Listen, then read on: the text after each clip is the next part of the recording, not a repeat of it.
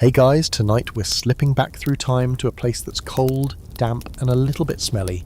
Yep, you've just landed in a medieval village, sometime around the 14th century. The snow is coming down in wet clumps, your boots are soaked, and the wind is howling through the thatched roofers like a pack of wolves with poor musical taste. Welcome to winter in the Middle Ages, and, spoiler alert, you probably won't survive this. But before we dive face first into this frosty soup of root vegetables, desperation and the occasional mouldy cheese, let's do the usual.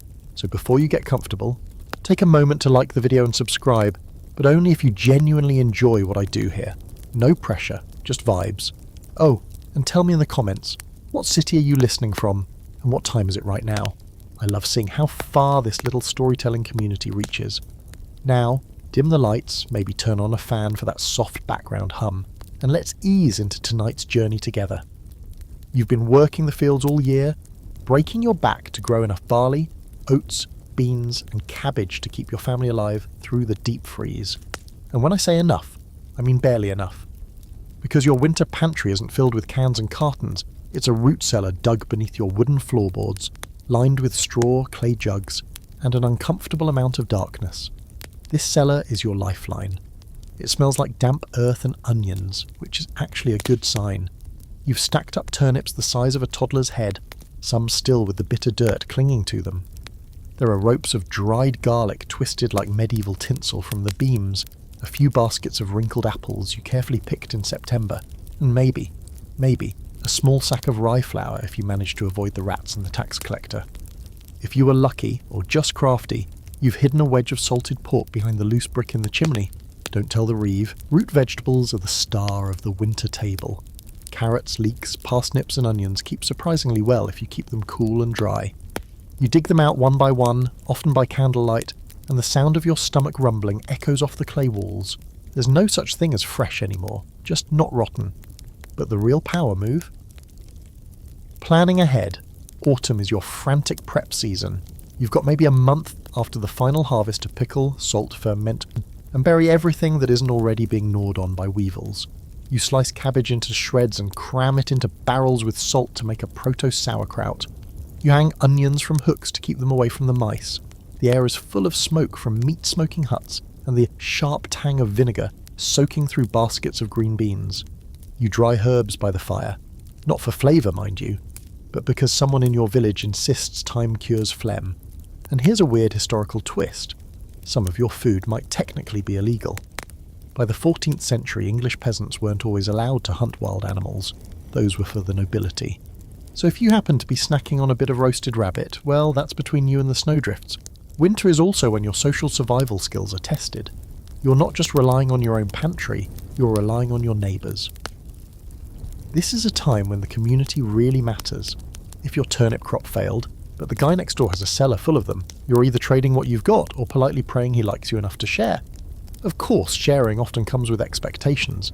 Helping out with firewood, looking after someone's chickens, or offering a portion of your next bread batch. Nothing is free, but everything is negotiable. Now, not everything is gloomy.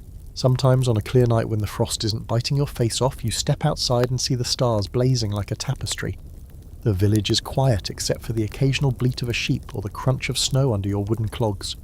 You can smell the smoke curling from the chimneys and hear the soft rumble of someone stirring the fire. You think, maybe, just maybe, we'll make it to spring. But even the best-laid winter plans have their enemies. Let's talk rats. Or as you start calling them around mid-January, those smug little demons. They can chew through wicker, burlap, and even wooden lids. Some peasants have cats, though they're more semi-feral freeloaders than affectionate pets. If you're really desperate, you might try setting out traps made from bent twigs and stones. Doesn't always work. Sometimes the rats just stare at you like they know they're winning. Fringe fact time. Some villagers believe that singing to your root cellar would keep the spirits from spoiling your food. We're talking full-on lullabies to carrots and beets. Honestly, can't hurt. And of course there's the ever-looming question scholars still debate. How many calories did medieval peasants actually consume during winter? Some estimates suggest people lived on just 1/500 calories a day, or less. Others argue that people in colder climates might have been more resourceful, using fermented grains and animal fat to bulk up their meals. The truth? We're not totally sure. Food records were inconsistent and the diets varied wildly from region to region, lord to lord, and famine to famine. So here you are. It's early December. You're crouched in your little stone hut, squinting at a potato that might be a turnip, trying to decide if the green fuzz on it is edible mould or medically concerning. You slice it anyway, toss it into the cauldron, add some garlic. Maybe a bit of dried mint from the loft. The pot bubbles, your stomach groans, and you sip the steaming, lumpy stew with a sigh. Not delicious, not even good, but warm. And tonight, that's enough. The pot's still warm from last night's pottage, and you're already thinking about how to stretch it another day. Because let's be honest, you didn't spend 3 hours yesterday chopping turnips and scraping crusted beans off a wooden scoop just to throw anything away. No, this is a world where leftovers aren't just a bonus, they're a necessity. And welcome to the unsung hero of medieval winter survival, pottage. At its core, pottage is everything and nothing. It's soup, it's stew, it's porridge if you're having a rough week. It's the catch-all cauldron of survival, where every edible scrap you can find or vaguely remember burying in the back of the pantry gets tossed in. Got a shriveled parsnip? Throw it in. Dried peas? Absolutely. Bits of yesterday's bread that are so hard they could chip a tooth? Perfect. They'll soften in the pot if you boil them long enough, probably. You stir with a long wooden spoon, your breath misting in the cold air, and watch the mixture thicken. There's something comforting about this ritual. Even if you know what you're making is more necessity than luxury. The smell of garlic, smoke and boiled greens drifts through the one-room hut, tangling with the scent of damp wool and ashes. It's not delicious, but it's familiar. And sometimes that's the difference between despair and getting through the day. But here's the quirky truth, no two pottages are ever the same. Even within the same village, your neighbour's version might include lentils, while yours leans heavily on leeks and wild herbs. If someone in your family managed to snare a squirrel or a pigeon, congratulations. Tonight's pottage just went gourmet. The whole idea was to let it cook slowly, all day, sometimes even overnight. You'd just keep adding to the pot, meal after meal, day after day, like some kind of culinary snowball. And that brings us to a historical reality that might not sit well with your modern stomach. Medieval pottage was basically a never-ending stew. In some households it could be simmering for a week or more. As long as you kept the fire going and topped it up with broth or water, it stayed fresh. Did the flavour improve? Maybe. Did the texture get weird? Definitely. Was it still better than starving? Without a doubt. Pottage wasn't just practical, it was democratic. Everyone from peasant to monk ate some version of it. Sure, a noble's pottage might have saffron, raisins and chunks of venison, while yours has 3 turnip cubes and a suspicious bean. But conceptually, it was the same dish. It was what united people in hunger, in hardship, and in those long grey months when the sun forgot to show up. Now, let's talk grains. Because when you're making pottage, you need a filler. Barley was the favourite. It was hardy, affordable, and grew even in mediocre soil. Sometimes you'd use oats, which gave the stew a slightly creamy, gluey texture. Wheat was a luxury you almost never saw. Rye and spelt were more common, but again, it depended on your land, your lord, and the last 5 seasons of unpredictable weather. Grains bulked up the pottage and made you feel full, even if all you'd really eaten was a warm bowl of sadness with garlic. Every now and then, if you were particularly lucky or clever, you could jazz up your pottage with herbs. Wild sorrel, mint, thyme, or even nettles, once you boiled the sting out, added both flavour and trace nutrients. Medieval people didn't know the word vitamins, but they knew they felt better when they added green things to the pot. And if someone in the village had a small kitchen garden that survived the first frost, you might trade a skein of wool or a favour for a handful of fresh leaves. But of course the biggest variable was meat, or rather the conspicuous absence of it. Meat was rare. If your family owned a pig or a few chickens, they were precious beyond belief. You didn't just eat them, you waited. You fattened them through the summer and slaughtered them in late autumn, then preserved every usable bit for winter. Bones, cartilage, offal, nothing went to waste. Sometimes, you get a bone with just enough meat clinging to it to flavour your pottage for a few meals. After that, the bone would still go back into the pot for as long as it released any essence. Who needs bouillon cubes when you've got centuries of desperation? A fun side note. Some superstitious households believed that if you stirred your pottage counterclockwise, it would spoil faster. Was it true? Probably not. But if you lived in a world with no refrigeration and food that had to last 6 months, you wouldn't tempt fate either. Now here's a little historical debate for the scholars. Did peasants really eat so little protein during winter that they regularly suffered from deficiency diseases like kwashiorkor or pellagra? Some sources suggest yes, malnutrition was rampant, especially among children and the elderly. Others argue that peasants were more resourceful than we give them credit for, supplementing their diets with milk, eggs when available, and whatever they could scavenge. Again, the truth probably lies somewhere in the muddy middle, just like your dinner. You finish stirring, ladle out the pottage into a cracked wooden bowl and sit near the fire. It's thick, pale grey, with the occasional floating bean or sliver of carrot. Steam curls into your face, and for a moment you're warm. Your kids are already fighting over the crust of bread you saved to dip in it. The baby is chewing on a hunk of boiled root that looks like it used to be food. Your partner mutters something about how the stew tastes better than last time, and you both laugh, because it absolutely does not. Still, this meal, basic as it is life. It's heat, it's calories, it's salt and fibre and survival wrapped in one bubbling pot. You scrape your bowl clean and quietly hope there's enough left for tomorrow. Because in the medieval winter, every spoonful you get today makes tomorrow just a little bit easier. And tomorrow, of course, is another pottage day. You wake up before the sun again, because the sun's gotten lazy lately. It doesn't bother rising until well past breakfast, if you can even call the thing you're about to eat breakfast. The fire's gone out overnight, and the hearth stones are cold enough to sting your bare feet. You huddle into your rough wool tunic and shuffle over to the pantry, or rather the space in the wall that isn't a pantry but holds food anyway, and pull out the next staple of your winter diet, black bread. Let's get one thing straight. This is not the kind of rustic sourdough you'd pay $12 for at a hipster cafe. No one in your village is using a cast iron Dutch oven or Instagramming the crumb. This is black bread in the medieval peasant sense. Dense, dry, sour and gritty enough to make your molars cry. It's baked with rye or barley, sometimes oats if that's what grew last season, and stretched with ground up beans, acorns or even sawdust during really lean times. That's not hyperbole. Wood flour was a thing. You're eating filler that came from trees. The flour you use is coarse, because the village miller doesn't sift anything unless he's making bread for the manor. And speaking of millers, don't trust that guy. He's notorious for skimming a little off every sack of grain that passes through his stone mill. Everyone knows it, but no one dares accuse him outright. You just narrow your eyes and make sure he sees you counting your sacks. Still, you need him, and he knows it. Now back to your breakfast brick. You break off a hunk of black bread, dunk it in what's left of last night's pottage to soften it a bit, and chew. Slowly, carefully, because the bread's so tough it could be weaponized, and more than a few peasants have cracked teeth on stray bits of husk or stone from the grinding process. Bread like this isn't just food, it's a dental challenge. Still, for all its flaws, black bread is your main source of calories through the winter. You might eat it 3 times a day if you're lucky, sometimes dry, sometimes dipped in stew, sometimes toasted over the fire if you're feeling fancy, and it keeps, sort of.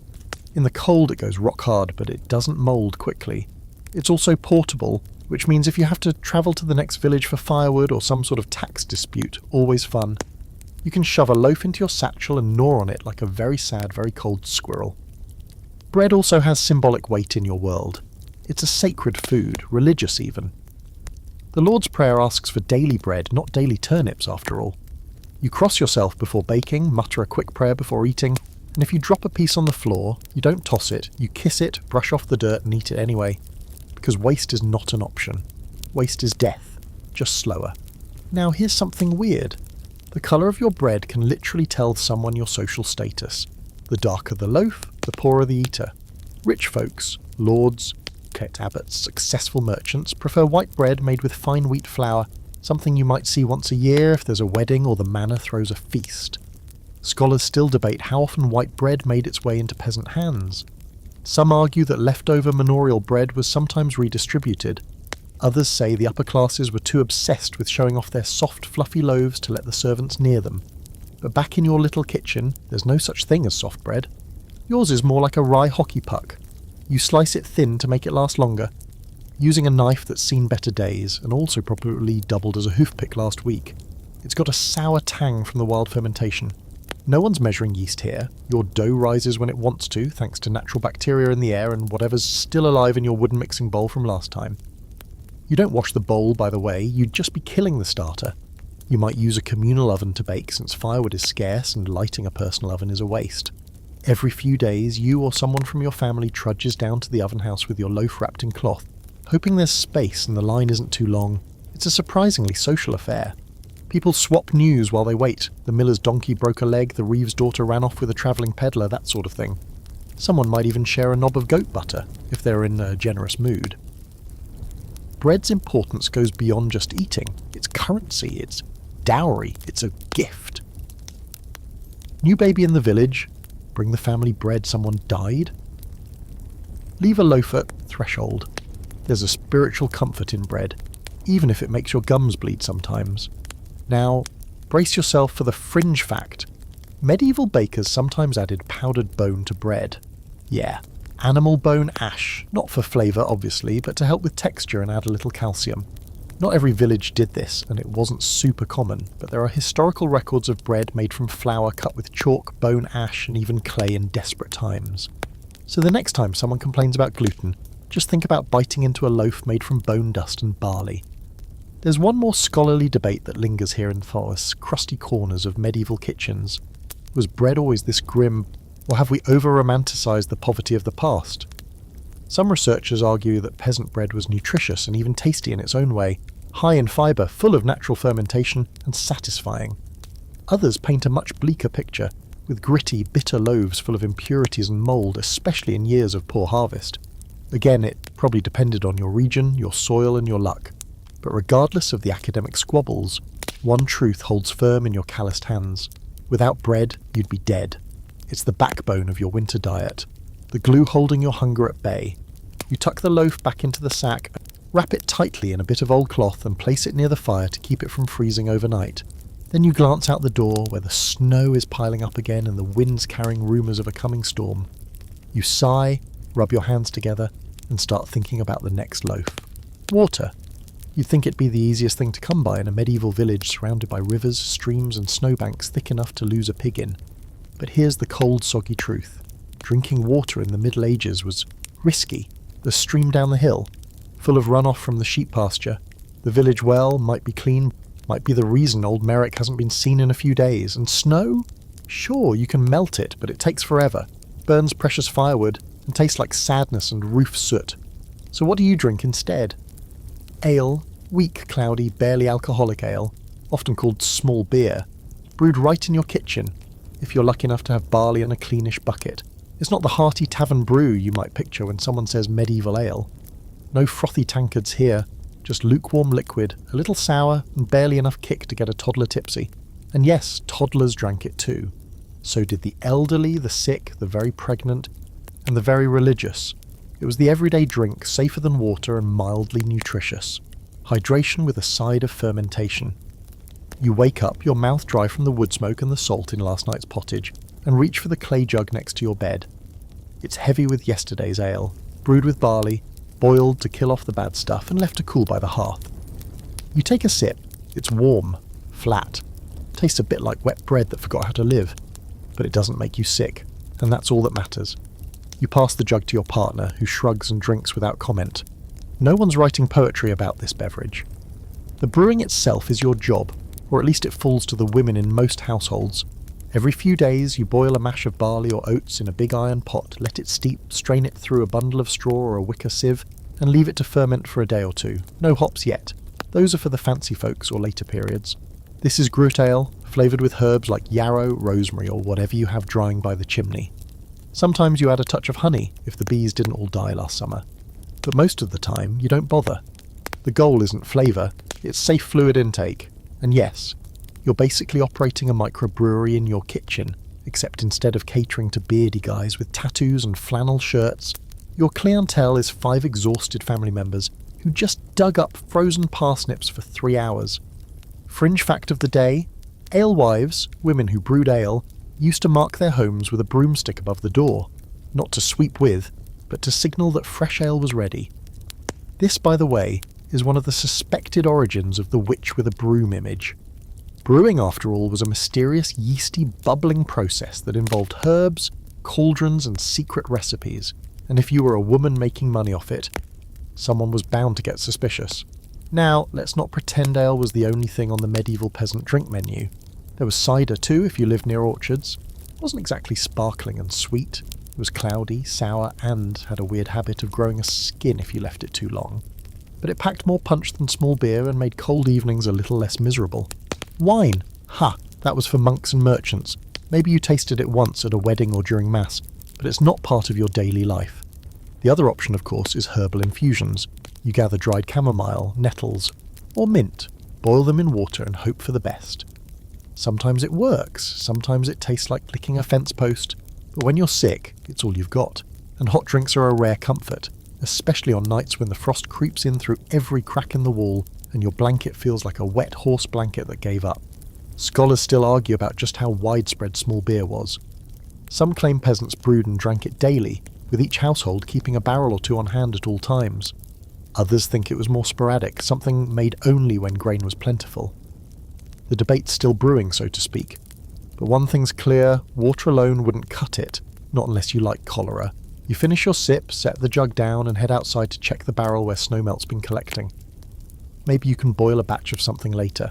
The air hits your face like a slap, sharp and clean and bitter. Your breath fogs in front of you as you lean over the barrel. A thin layer of ice covers the top. You break it with your knuckles and scoop out a tin cup's worth. It's freezing, obviously, and tastes faintly of moss and wood. You spit most of it out. Stick with the ale. Later in the day, you'll trade a lump of bread for a scoop of someone else's brew. You'll take it home in a goatskin bladder, sloshing slightly as you walk. And tonight, as the fire dies down and your bowl of pottage does its best impression of food, you'll wash it down with another mouthful of warm, flat ale that reminds you you're still alive, still surviving, still slogging through winter one sip at a time. And for all the jokes and the sour faces, you're grateful. Because in a world where almost nothing is guaranteed, not warmth, not food, not time, the one thing you can count on is that cloudy little jug next to your bed, waiting to help you make it one more day. You're halfway through the winter and it's starting to show.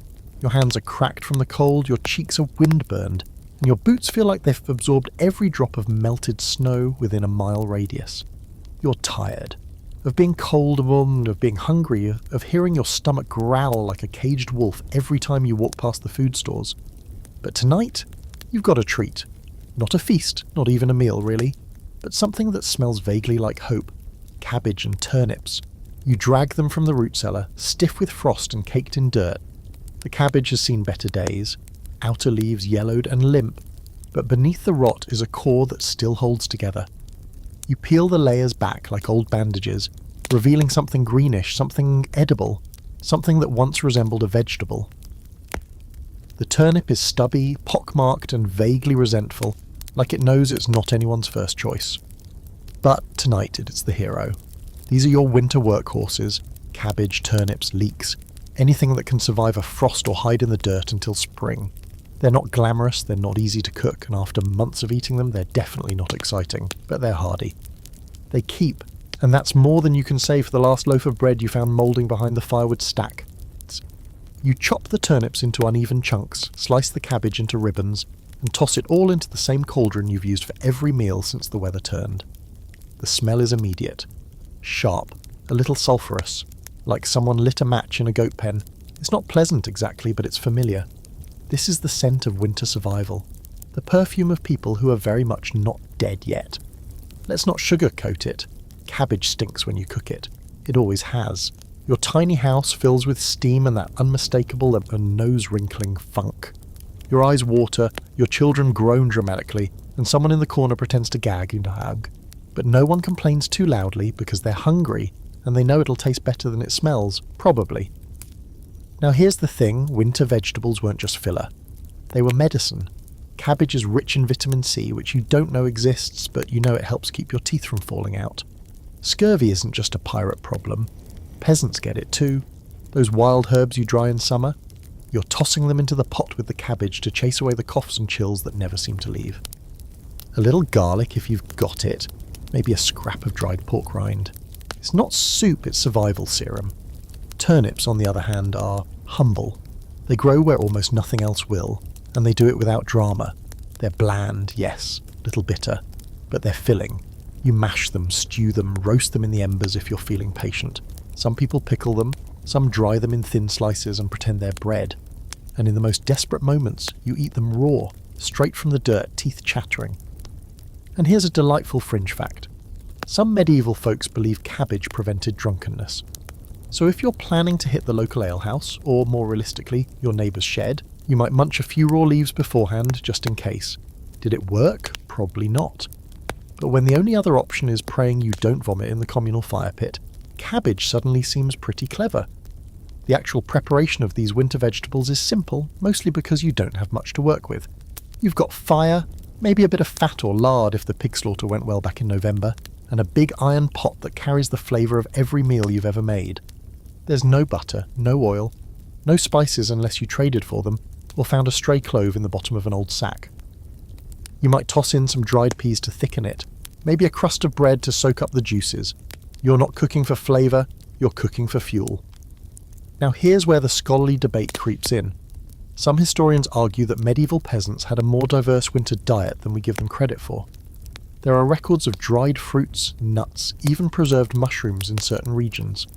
Others argue that these accounts reflect wealthier peasants, or exceptional years, and that for most people, winter was exactly what you're living through now, turnips and boiled greens day after day until the frost lets go.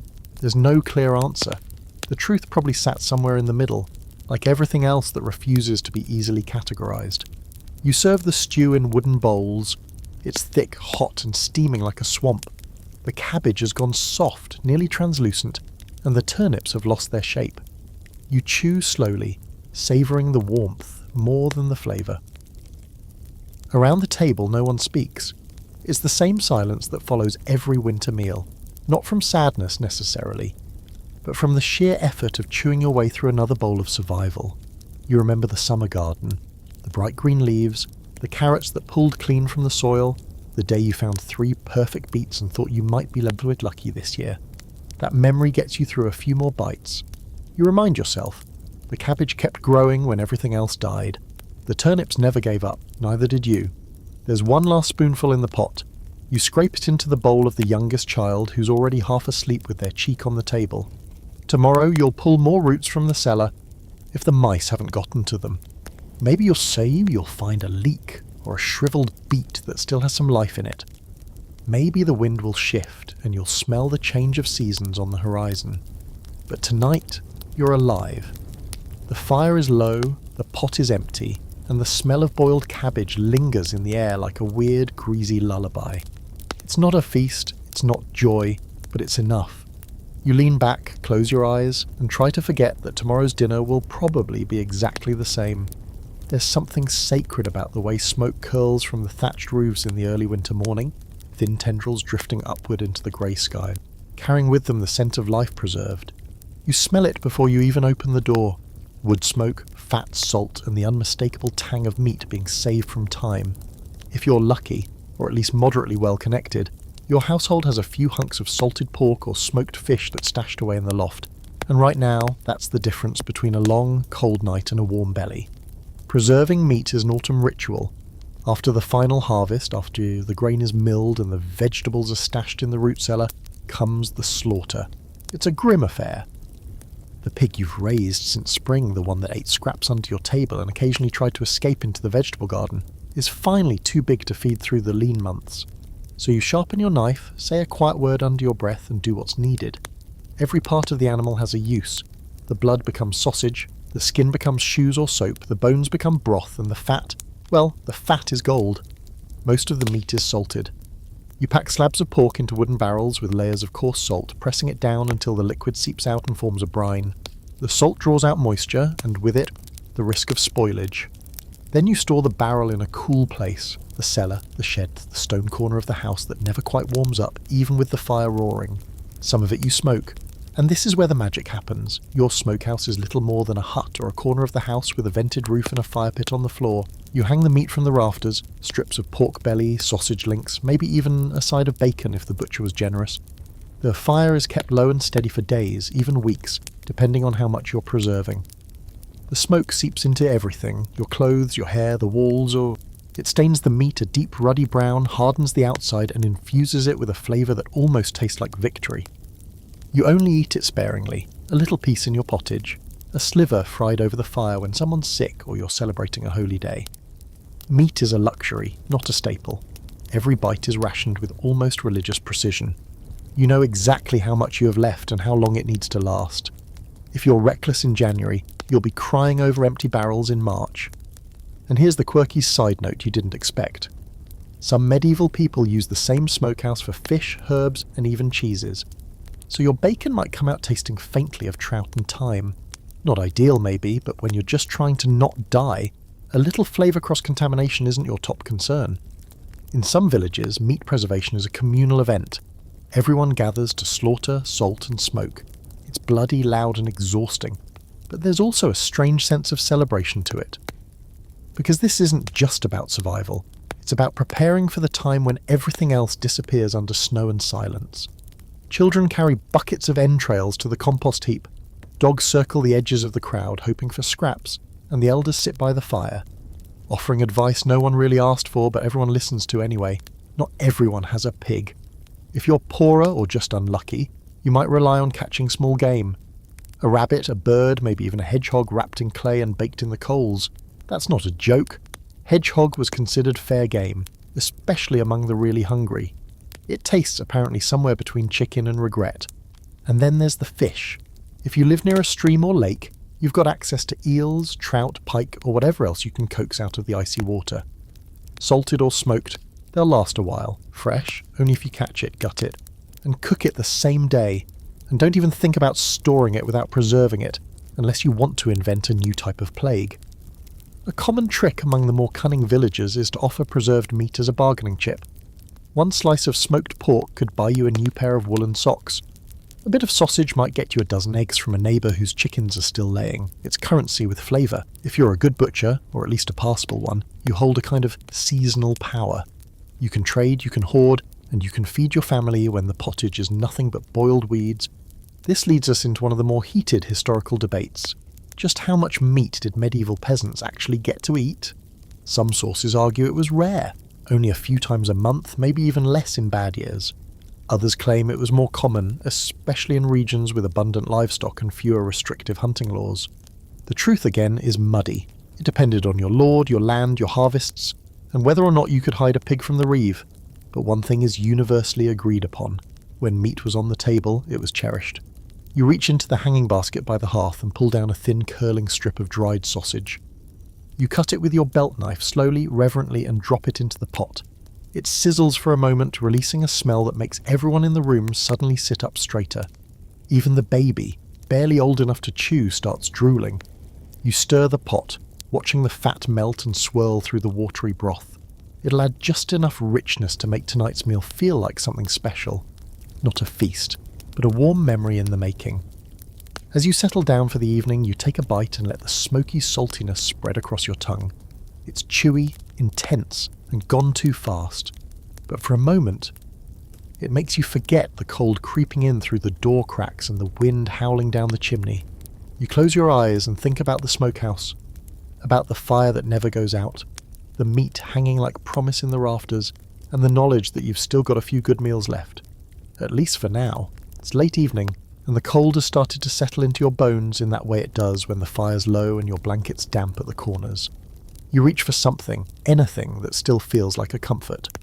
Your hand fumbles through the shadows of the loft above the hearth, brushing past ropes of dried herbs and a broken lantern, until your fingers land on something hard, round, and blessedly familiar. Cheese. You pull it down like a relic from a lost world. This isn't the soft, creamy wedge you'd toss on a cracker at a modern party. No brie, no cheddar, no delightful drizzle of honey. What you've got is a wheel of hard, dry, sharp-smelling cheese that could double as a weapon if someone annoyed you during dinner. It's a farmhouse cheese aged for weeks or even months, dried out until it's nearly indestructible. The outside is crusted with dust and maybe a little cobweb. The inside, though, is dense and golden, with a flavour that bites back. This cheese was made back in late summer or early autumn, when the cows and goats were still producing good milk. You spent hours stirring that milk over a low fire, adding rennet, usually scraped from the stomach lining of a calf, and watching as it curdled and separated. Then came the draining, the pressing, the salting, and the patience. Lots and lots of patience, because the fresher cheese, the soft stuff, that's long gone, eaten before the first frost. What's left is the hard aged stuff that survives deep winter like a cranky old man who refuses to die. And speaking of cranky old men, you've had to hide this cheese from the rats, the neighbours, and your own children. Everyone wants it. Everyone remembers it exists at the exact same time. Usually when the bread is dry and the stew is thinner than a monk's sense of humour. You keep it wrapped in cloth, stashed up high where the loft stays cold and the air is dry. If you're extra paranoid, you might hang it from a rope to keep the mice off. That is, assuming the rope hasn't been repurposed to hold up a pair of woolen trousers or a cradle. Tonight, you shave off a few curls of it with your knife. It resists at first. Hard cheeses don't like to be disturbed, but eventually it yields. The smell is sharp, nutty, maybe even a little funky. The taste? Strong, salty, with the kind of intensity that makes your eyes widen a little and your stomach growl in anticipation. You drop a few curls into your bowl of cabbage and oat stew, and just like that, the meal transforms from sad and steaming to tolerable and steaming. In truth, cheese might be the closest thing you get to luxury this time of year. Not just because it's rare, but because it's yours. You made it. Or at least someone in your household did. That same cheese might show up at the manor table in a fancier form, wrapped in herbs, flavoured with garlic or onion, served with dried fruit. But the soul of it is the same. Milk transformed by time, effort and salt. And that brings us to a fascinating fringe fact. In some regions, people believe that cheese could absorb evil spirits. No, really. Some households would place cheese in the corners of rooms or in the cradle of a newborn, believing it would protect against illness and misfortune. Was this practical? No. Did it keep people busy during the long, boring days of January? Absolutely. There's also the matter of cheese taxes. Yes, those existed. Some manors demanded a portion of your dairy output as part of your feudal dues. 1 cheese wheel for the lord, 2 for the church, and whatever crumbles were left went back to your family. It wasn't unusual for peasants to hide cheese the same way they hid grain or salted meat. The manor steward didn't need to know about all your wheels, just the ones you let him see. Now, scholars continue to debate just how much dairy peasants consumed in winter. Some argue that most of the milk went to infants or the sick, and cheese was relatively scarce. Others believe that hard cheese was common enough. Especially in dairy-heavy regions like Normandy, Flanders, or certain parts of England where cows were abundant and the pastures stayed viable longer into the season. Again, it varies because medieval life was nothing if not inconsistent. Still, for your little household, this cheese is a treasure. Not just food, but proof that you thought ahead, that you planned, that in the dog days of summer, when the sun still felt like a friend and the grass was soft underfoot, you took time to turn milk into something that could last. And now here you are, standing by the fire, breaking off tiny pieces and savouring each one like it's a coin of gold. You offer a piece to your partner who grins and takes it with the kind of reverence usually reserved for saints or strong drink. Even the kids get a few shavings tonight, which sparks a brief argument that you settle by threatening to hide the rest in a snowdrift. They believe you, because you've done it before. The fire cracks, the wind presses against the door. Outside everything is frozen. Inside the room smells faintly of smoke, wool and cheese. You lean back on the bench, close your eyes for a second and remember the cow that gave you the milk, the hours spent stirring and straining, the sunlight that poured through the window while you salted the curds. That moment feels impossibly far away now, but somehow you brought it with you, in a wheel of cheese wrapped in cloth and aged by time and stubbornness. Tonight you won't go to bed hungry. You'll go to bed tasting something sharp and familiar and real, and for now, that's enough to keep the cold at the door and the fear at bay. You wake to the sound of wind clawing at the shutters and snow piling itself stubbornly against the door. The fire's down to its last ember, barely throwing light, and your breath fogs in front of your face as you sit up, wrapped in every layer of wool and linen you own. There's no meat left in the pot, no fresh bread on the table, and the last of the cheese was rationed last night with theatrical care. So now, it's time for Plan B, or rather Plan F, forage. Yes, you're about to head into the snow-covered woods to dig around like a hungry squirrel, hoping to find something vaguely edible beneath the frost. Welcome to medieval foraging in winter, a task that's equal parts desperation, memory, and dumb luck. You wrap a scarf around your head, stuff some cold oats into your mouth, dry and gritty. but it gives you the illusion of breakfast. And step outside. The cold hits you like a brick wall. Everything's grey, the kind of bone-deep grey that makes your soul feel damp. The path is barely visible, your boots crunch over frozen mud, and somewhere off in the trees, a raven croaks like it knows you're probably going to trip on a log and faceplant. But you know these woods. You've walked them since childhood, back when winters felt magical instead of cruel. You remember where the wild garlic grows in spring, where the stinging nettles are thickest and which trees drop the best nuts. And while the good stuff is long gone now, not everything is lost beneath the snow. You start with the usual suspects. Under the edge of the forest where the sun occasionally kisses the ground, you brush away the snow with a stick and find dandelion roots. Tough, bitter, and shaped like angry carrots, but full of whatever the body needs when the body's had nothing but cabbage and barley for 3 weeks. You yank up 3, toss them into your sack and keep going. There's also burdock root. More work to dig out, but it's edible if you boil it for long enough to forget how much effort it took. You spot the curled up remains of wild sorrel and chickweed under a fallen log, and for a moment, you feel like some sort of snowbound herbalist instead of a desperate peasant with cold fingers and a growling stomach. The wind howls through the trees like a warning, but you push on. You've got a small knife in your belt and a rough burlap sack, and the hope that somewhere out here something's still alive and edible. And then jackpot, rose hips. Bright red and shriveled, clinging to thorny stems like they refuse to give up. You pluck them carefully, fingers pricked, and toss them into the sack. They're tart, full of seeds, and barely food, but they're also packed with something your body craves. You don't know it's vitamin C, but you know they help with the bleeding gums that have started to plague your youngest child. There's an art to winter foraging. You don't just grab anything. A mistake could be fatal. Mistaken mushrooms, poisonous berries, roots that look like parsnips but taste like regret and death. You tread carefully, trusting your memory and your gut. Still, you always carry a little bundle of charcoal just in case. If someone eats something questionable, a few burnt sticks mixed into water might help. Or not. It's medicine by trial and error. And now for the fringe fact of the day. In some areas, people believed that foraging in winter was dangerous not because of the cold, but because the forest spirits were more active. Starving, bored and bitter, just like you. Some villagers would leave offerings, bits of bread, scraps of wool to pay for what they took from the wild. A superstition, sure, but when the snow's up to your knees and the trees look like they're watching you, maybe a little ritual feels reassuring. Your sack is getting heavier now, not in a joyful harvest festival way, but in a this'll get us through 2 more days way. You've got roots, some wild greens, and a few edible bark shavings from a birch tree. Yes, bark.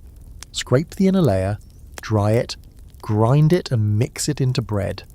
It's not delicious, and it makes your teeth feel weird, but it bulks up the dough and keeps your stomach quiet. On the way home, you pass a toby-covered clearing and spot tracks, rabbit maybe, or squirrel. You don't have a snare set here, but you make a mental note. If the snow stays soft, you might be able to trap something later this week. And yes, you'll eat the whole thing, organs, bones boiled into broth, even the brain if you're feeling brave. Nothing goes to waste when winter is your enemy. Now here's where scholars disagree. How common was foraging in winter, really? Some argue it was a rare last resort behaviour done only by the poorest or most isolated. Others believe it was a regular supplement to the medieval diet, especially in areas where game was scarce and grain stores were low. The truth? Probably both. Depending on where you lived, and how often famine knocked on your door, heading into the woods with a knife and a prayer might have been part of your weekly routine. You return home, face numb and sack full. Inside, the fire has been coaxed back to life, the children are still bundled in furs, and your partner is poking yesterday's stew with a stick like it might bite back. You upend the sack onto the table with a grunt. Roots, greens, bark, berries. Not exactly inspiring, but enough. Tonight the pottage will have variety, texture, maybe even something resembling flavour. As you stir it all into the bubbling pot, the scent shifts from bland to earthy, sharp and oddly refreshing. The rose hips dissolve into tart little bursts. The roots soften. You even drop in a sieve of dried garlic for flair. Dinner isn't glamorous, but it's new, different. And in the middle of a winter that seems determined to drag on forever, different feels dangerously close to joy. You sip the broth, warm and bitter. The children groan again because it tastes like boiled forest, but they eat it anyway. Because they're hungry. Because you foraged. Because sometimes surviving the winter dinner means crawling into the woods, digging through the snow and scraping hope from the frozen ground. The morning creeps in behind a wall of frost, pale and silent. Outside, the snow is crusted into thick icy ridges that crunch underfoot and reflect what little light filters through the clouds. You're already awake, sitting at the edge of your low bed, rubbing warmth back into your hands while your breath puffs in slow clouds. You're not thinking about the weather. You're thinking about the oven. Today is bread day, not just for you, for everyone. Your little village has one communal oven, a big domed stone monster with soot-caked walls and cracks that leak steam like breath from a sleeping beast. It lives at the edge of the central green, not far from the church, and for 3 days a week it becomes the heart of the community. You carry your loaf there bundled in cloth, jostling for your spot among a lineup of tired neighbours with floury hands and gossip to spare. You've already kneaded your dough. Rough barley and rye mixed with water, a pinch of salt, and a sour starter passed down through who knows how many generations.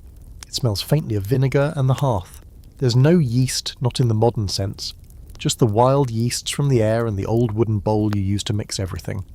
You never scrub that bowl, it's like a pet. You feed it, protect it, and hope it behaves. You wrap your raw loaf in cloth, tuck it under your arm and head out, boots crunching through the snow. The walk isn't long, but it's cold as downpour, and by the time you arrive, the others are already there.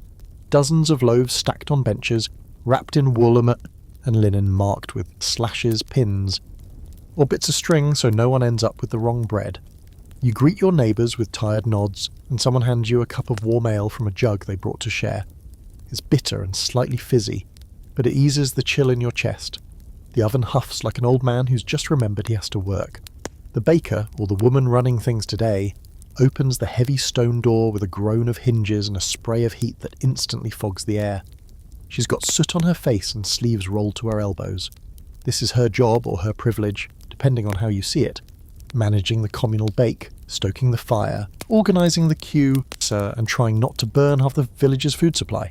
She waves you forward, you approach with your loaf, unwrap it and slide it onto the long wooden paddle. Then, with a practiced shove, she sends it into the oven's glowing mouth to join a dozen others already baking. It'll be hours before it's done, so now you wait. And here's where things get interesting. Because the oven isn't just a kitchen tool, it's a village event. People linger, warm their hands near the fire, trade news, and subtly compare bread sizes like insecure middle schoolers. Someone mentions that the Reeve's son was caught stealing eggs again. Another says the priest's cloak smells suspiciously of mutton. You nod, add your own whispers, and tuck away any useful tidbits for later. But while the talk flows, the hunger simmers just under the surface. Because no one forgets what this oven really means. It's the only place in town that gets truly hot. On bitter nights you might sleep beside it if the baker lets you. On feast days it's used to roast meats and heat mulled drinks. And when famine creeps too close, people have been known to fight over whose loaf goes in first, or whose comes out at all. Which leads us to our quirky fact for the day. In some villages, loaves would disappear between baking and cooling. Not because of mischief, but because of quiet desperation. A mother with no flour of her own might slide someone else's loaf into her sack and vanish. You'd never accuse her to her face. You'd just go hungry that night and say nothing. Because next time, it might be you. Communal ovens also meant communal failures. If someone misjudged the fire and the bread burned, everyone suffered. You couldn't just pop down to a medieval convenience store for more flour. You'd be scraping black crust off your loaf and pretending it was just smoky. And if the oven cracked, or God forbid, collapsed under its own heat, you'd be out of luck for weeks. There's a scholarly debate around just how widespread communal ovens really were. Some historians argue they were common in tightly packed medieval villages, especially in France and parts of Italy. Others claim they were less frequent in remote English hamlets, where each household might try to maintain their own baking setup. The truth, like the fire, flickers, but here, in your village, this oven is a lifeline. As the sun begins its lazy descent behind the trees, the smell of bread fills the air, earthy, nutty and warm. Your stomach groans in response, and everyone around you shifts slightly, eyes on the oven like cats watching a mouse hole. The baker pulls loaves out one by one, setting them on the cooling boards, calling out their owners. You step forward when yours is lifted, hot and perfect, with a cracked crust and golden edges. You wrap it quickly, trying not to cry from the heat on your fingers. At home, you cut into it before it's fully cooled, even though you know you shouldn't. The crust is dense but inviting, and the inside is a bit damp, common with this kind of grain, but it smells like triumph. You don't even spread anything on it. You just eat it bite by bite. Steam rising as your family gathers around, eyes wide, mouths open, hands reaching. It's not a feast. It's not enough to fill your bellies for more than a day.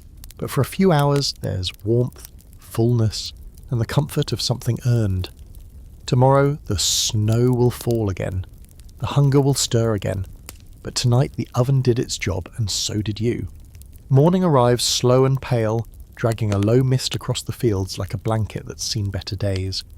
The air inside your cottage smells faintly of wet wool, wood smoke, and that lingering edge of last night's bread, sweet and sour, the way it clings to the air and reminds you that something real and warm passed through your hands.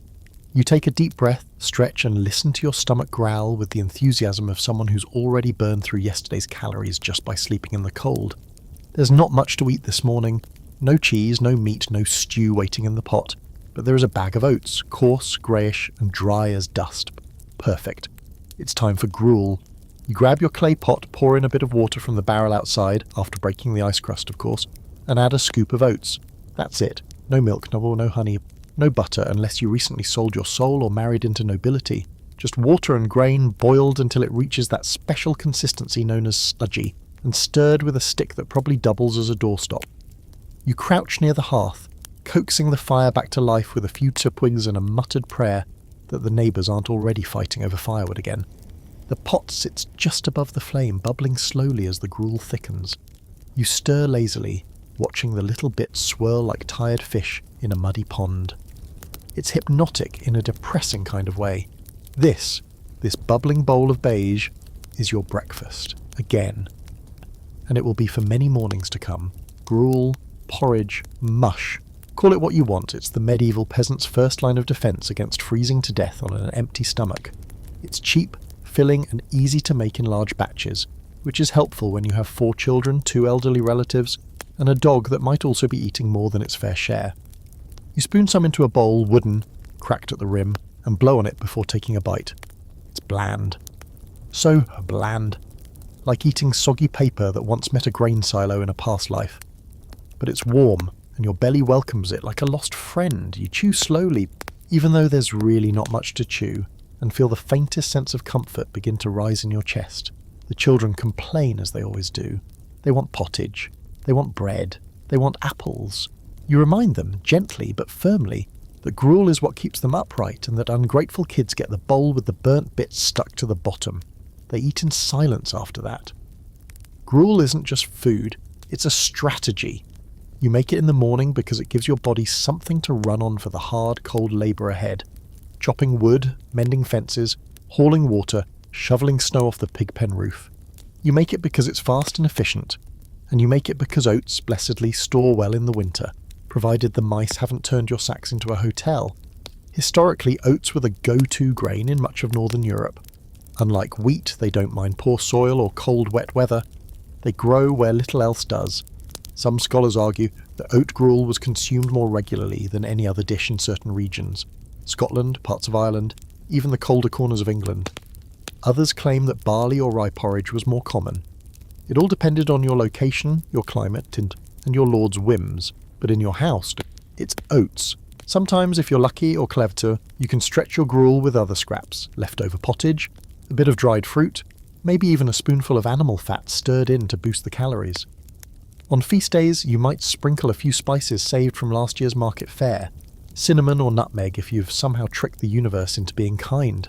But today, no frills, just oat paste and survival. Now here's your quirky fringe fact. There are medieval records of people baking leftover porridge into cakes, letting them harden and carrying them as travel rations. So yes, portable gruel cookies were a thing. They were rock hard, bland, and probably tasted like regret. But they got the job done. If you're heading to the next village for work or pilgrimage, or because someone insulted your goat and you need to confront them, you might take a slice of gruel loaf with you in your pack. As the morning unfolds, you scrape the pot clean, soaking the crusty bits in water for tomorrow's batch. Waste nothing. That's the golden rule. The children drift off to do their chores, collecting kindling, checking the chicken hutch, seeing if the snow has buried the well again, and you stare into the flames, feeling the dull weight of a belly that's full but not satisfied. Breakfast like this doesn't bring joy, it brings fuel, and sometimes that has to be enough. Still, in your quieter moments, you dream of variety, of eggs, of soft cheese, of baked apples with honey. You remember your grandmother's stories about milk puddings and berry tarts, made only once a year but talked about for months afterward. Those feel like fairy tales now. You tell them to your kids anyway. Because here's the thing about gruel. As awful as it is, it's a blank canvas. And in the darkest days of winter, even a little hope goes a long way. A wild herb, a stolen apple, a memory of better seasons. All of it can find its way into that pot. You finish the last of your bowl, wipe your mouth on your sleeve and set the spoon down with a sigh. The fire needs feeding. The roof needs mending. The snow needs shoveling. And tomorrow the oats will be waiting again, just like you. You're elbow deep in melted snow and split kindling when the church bell rings, a slow hollow clang that rolls through the village like a yawn. Not the sound of danger or urgency. No, this one's gentler, rhythmic. It means one thing, it's a feast day. Now don't get too excited. You're not about to waltz into a medieval buffet with honey-roasted goose legs and silver goblets of spiced wine. You're still a peasant, and it's still winter. But the bell? It's hope. It's a sign from the heavens and the church that you're allowed to pause. Maybe even eat something that doesn't taste like wet straw. There are more feast days in the medieval calendar than you probably expect, dozens and dozens scattered through the months like tiny lifelines. Saints' days, holy days, the changing of the seasons. Some are grand, others are just excuses to break the monotony. And if you play your cards right, or more accurately, if your priest plays his cards right, today might include extra food. The church calendar rules everything in your life. It's the reason you fast, the reason you feast, the reason you know which day of the week it is when the weather's been grey for 15 straight days. And today is the feast of Saint Blaise, or maybe Saint Apollonia. Honestly, you're not sure. The priest mumbled it through a frostbitten nose during Mass, and you were more focused on not sneezing yourself. But the why doesn't matter. What matters is this. There will be food at the church hall, nothing extravagant, just whatever has been scraped together by the villagers and blessed by the priest. But even a small shared meal is better than nothing when your belly's been growling for 3 days straight. You grab what you can offer, a bit of dried apple from the loft, a crust of bread, and half a root that might be a carrot or might be something vaguely cursed. You wrap it all in cloth and head toward the chapel where the rest of the village is gathering. The snow crunches underfoot, and your breath fogs ahead of you like a slow-moving ghost. Inside the little stone church, it's cold but lively. People talk in low murmurs, heads wrapped in scarves. Cheeks flushed from the wind, the priest stands near the altar with a faint smile and the hunched shoulders of someone who slept in a drafty room. There's no real sermon, just a few words about gratitude, about God's mercy, about how Saint someone or other once lived off nettle soup and prayer for 20 years. You nod solemnly, trying not to roll your eyes. After the blessing, you follow the others to the attached hall, where the tables are low and the benches are packed. Everyone contributes what they can. A few loaves of barley bread, a slab of dried fish from the river traps. Someone brought a pot of thin stew made with lentils and leeks. There's even a jug of weak ale, slightly frozen at the top but still drinkable. You sit down next to your neighbour, whose beard appears to be entirely made of icicles, and trade a strip of apple for a scoop of stew. No one talks about fairness or value. It's all based on need and community, a quiet understanding that if you're eating today, someone else has made it possible. And that's what makes these feast days special. Not the food, though that helps, but the break in routine, the communal warmth, the brief reminder that you're not alone in your hunger, your cold, or your endless trudging through snowdrifts just to find something edible. Today, you're not just a household scraping by, you're part of a village pulling together. Now for the weird little historical wrinkle. Feast days didn't always mean more food. On many religious holidays, fasting was required, especially leading up to Lent. So you might find yourself celebrating the feast of a saint while being explicitly forbidden from eating meat, dairy, or eggs. Medieval logic, right? Celebrate with less. But in practice, people often found loopholes. Fleshless fish became the staple. Almond milk was used as a substitute for dairy, and in some regions, even beaver was considered a fish because it lived in water. Yes, really. Today's rules are softer. It's winter. The priest knows what you're going through. He turns a blind eye as someone sneaks a bit of fat into the stew, or adds a chunk of old cheese to the bread. He might even join you in bending the rules. God understands, probably. There's still a bit of hierarchy at play. The reeve sits at the better end of the table, sipping from a pewter cup while the rest of you use your hands or shared wooden bowls. The manor steward might drop in, accept a gift, nod politely, and vanish before any actual food is passed around. But no one lingers on that. Today isn't about the manor, it's about survival, shared warmth, and scraping together something that resembles celebration. You laugh, really laugh for the first time in days when your neighbour jokes about his stew being so weak it needs a stick to stand up in the bowl. Someone else sings a few lines of a song you half remember. There's clapping, a bit of foot stomping, and for a brief moment the room feels alive, truly alive, in a way it hasn't since the first frost settled in. The food runs out quickly, it always does, but no one complains. You've had more in one meal than you usually do in 2 days, and that's a gift. You brush the crumbs off your lap, wrap the last bite of apple in cloth for later, and help clean the bowls. Outside, the sky has begun to darken again. The light fades fast in February, like it's as tired as you are.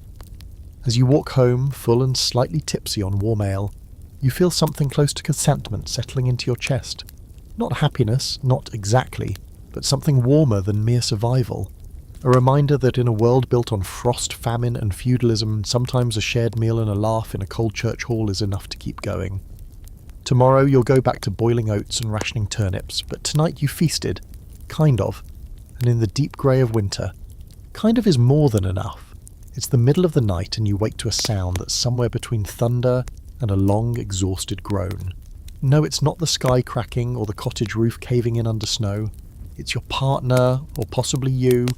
It's hard to tell anymore, because when you eat nothing but beans and peas for 4 days straight, your house starts to sound like a choir of very unhappy bagpipes. Congratulations, you've officially entered the legume portion of winter. Legumes are your unsung heroes. Beans, peas, lentils, dry, durable, and packed with enough protein to keep your muscles from eating themselves. You've got a whole sack of them hidden in the corner behind the firewood, carefully protected from moisture, mould, and the ever-curious rats. They don't spoil, they don't shrink, they don't taste like much either, but you're not in this for flavour, you're in it for fuel. This morning's meal is a pea pottage. Not glamorous, but filling. You scoop out a handful of dried green peas, wrinkled, chalky, and suspiciously dusty, and dump them into the pot. They need hours to soften, so you start early, stirring them with a stick while you add a few scraps of onion peel, a pinch of salt, and the last of the turnip greens.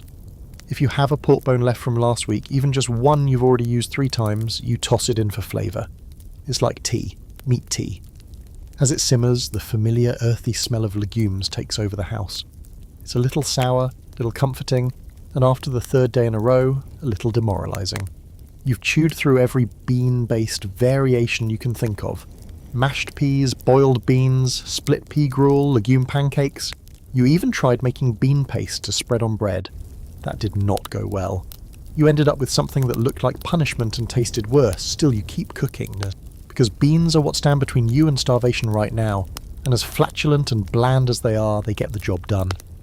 You serve the pottage in mismatched bowls, watching steam rise like some kind of edible fog. Your eldest child takes one look and groans. "Beans again?" "Yes," you say. "Beans again. Eat." They do, grudgingly. No one's thrilled, but no one's fainting either. You call that a win. Now, here's the weird part. In the medieval world, beans had a reputation, not just as poor people's food, but as dangerous food. Some people believe they were hard to digest because they were created before the fall of man and hadn't been properly cleansed like other crops. Others thought they were too earthly, too connected to death and decay.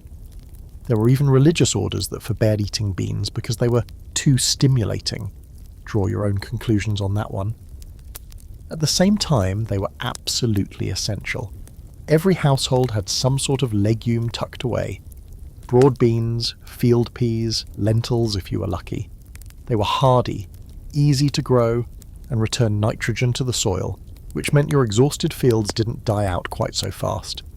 Beans kept the land alive, even as they occasionally made the air inside your home challenging. And let's talk economics for a moment. Beans were cheap.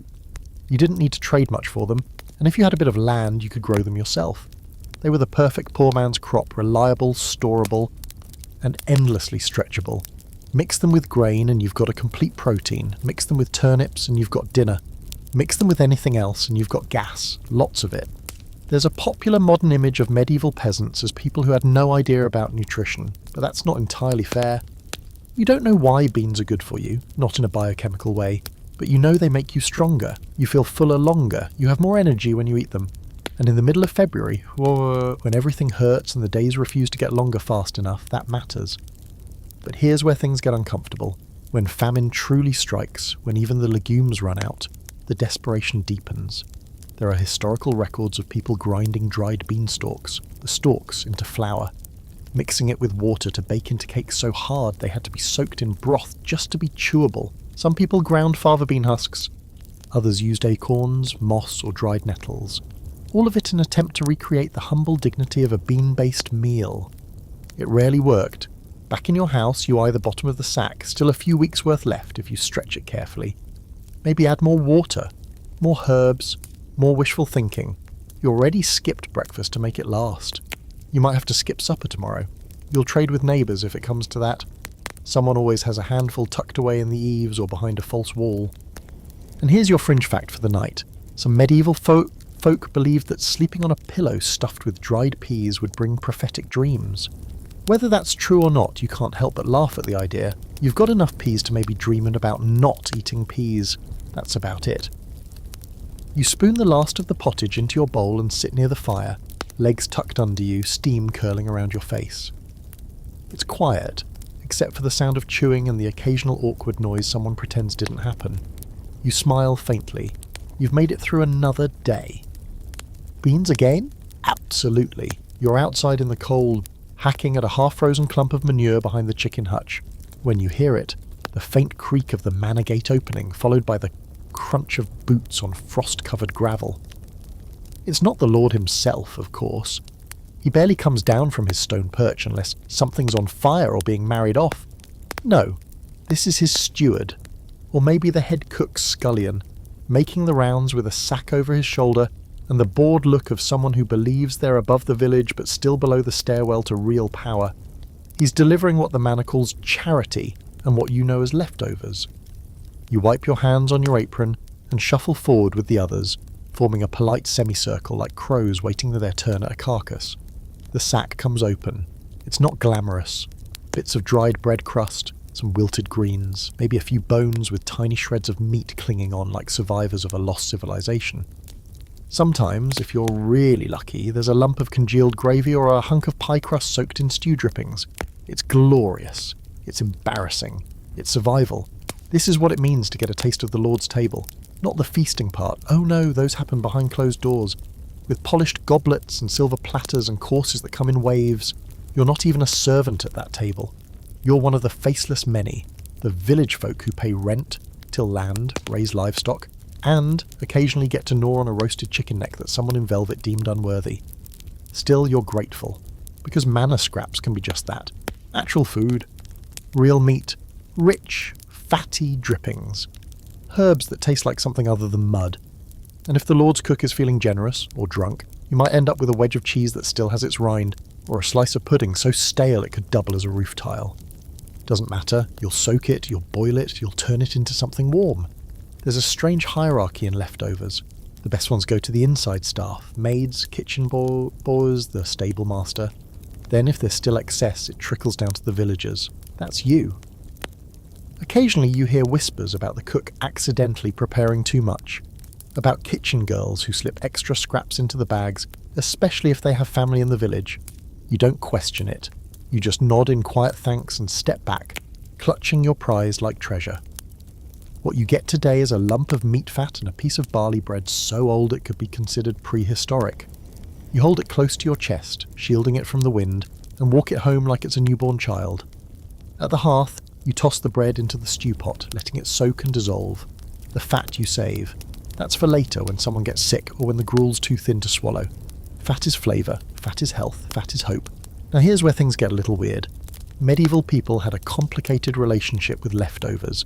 In many religious texts, wasting food was considered sinful. Feeding the poor, on the other hand, was a divine act. So these scraps you receive, they're not just discarded kitchen trash, They're technically part of the Lord's salvation strategy. His eternal soul is, in theory, helped every time you boil an old goose bone into soup. It's charity by way of guilt, and you're fine with that arrangement, so long as the bones keep coming. And here's a fringe fact to chew on. Some medieval people believed that eating food that had passed through the hands of the wealthy would bring health and status, a kind of spiritual transference. The food had touched privilege, and maybe some of that rubbed off. So when you nibble the crust of white bread someone tossed aside, you're not just getting calories. You're tasting the edge of a better life, sort of. There's a particular kind of feeling that comes with eating another person's leftovers. Not shame exactly, but something adjacent. A reminder that someone ate first and better and laughed while they did it. That their scraps are your supper. You try not to let that feeling stay too long. You've got children to feed, and they don't care where the meat came from, only that it's here now and steaming in the bowl. There's also the occasional surprise. One time, the Lord's kitchen threw out a pie by mistake, an actual meat pie half intact. The crust was broken and the filling had spilled out, but you would have thought it was Christmas in March. You carried that mess home like it was a crown jewel, heated it over the fire, sliced it thin to make it last. You told stories about it for weeks. And yet, there's always risk. Not all scraps are safe. Some might be spoiled, too rich or full of bones. You once heard of a child choking on a fish spine from a discarded stew. Another got sick from gravy that had turned. But what's the alternative? Starve politely? The scholars like to debate whether peasants depended on manorial scraps or just saw them as an occasional blessing. Some records suggest these leftovers were a regular part of the food chain, especially in well-managed estates. Others claim it was rare, sporadic and unreliable. Like everything in history, the answer is probably both. But in your life, when the stew runs thin and the bread is gone, the steward's sack might be the only reason your family sleeps with full bellies. Tonight you take what you've been given and do what you always do. Stretch it. A pinch of herbs, a bit of stale ale to soften the bread, a spoonful of beans from yesterday. You boil it down into something hearty, something edible. You call it stew, you serve it with a smile. No one asks where the meat came from, everyone eats. The baby laughs, the dog thumps its tail, and for one quiet moment it feels like you are the lord of the manor. Just don't get used to it. You can feel it before you even open your eyes, the bitter cold creeping up from the flagstone floor, seeping through your threadbare blankets, turning your toes into stiff little lumps of regret. The fire went out sometime in the night, and now the entire cottage is filled with that quiet, sharp silence that only comes when the world is frozen. You know exactly what this means. It's your turn to restart the hearth. Again. You drag yourself up from your pile of straw and rough linen, bones creaking like a bad door hinge. Every breath you take puffs out in little white clouds, and you don't bother counting how many layers of wool you've got on because the answer is never enough. Your fingertips are already numb by the time you cross the room to the fire pit, kneeling down in front of the ashes, hoping, praying that there's still one ember hiding beneath yesterday's soot. You poke gently, nothing, just cold grey death. So now it's down to kindling. Except here's the problem, kindling is harder to come by than food some weeks. Firewood, in winter, is currency, and you're running low. You reach for the small bundle you've hidden beneath the bed, the just-in-case sticks you swore you'd only use if things got dire. Well, they're a dire now. You stack them carefully, whisper a few curses for good luck, and strike the flint. Once, twice. On the third spark, something catches, and you blow on it like it's a newborn chick in your hands. The flame curls up, catches the smallest twig, and flares to life. You've done it. The hearth groans back into existence, and slowly the bitter air begins to shift. Now comes the other daily battle. Fuel rationing. You don't have endless logs stacked outside. That's for the wealthy. Or the woodcutter's family. Or people who live near a dense forest and don't mind risking a frostbitten finger for an extra bundle. You've got twigs, some bark, maybe a bit of dried animal dung if you're really desperate. And if your children ever suggest burning their wooden toys again, you might just do it. Heating the house is only half the job.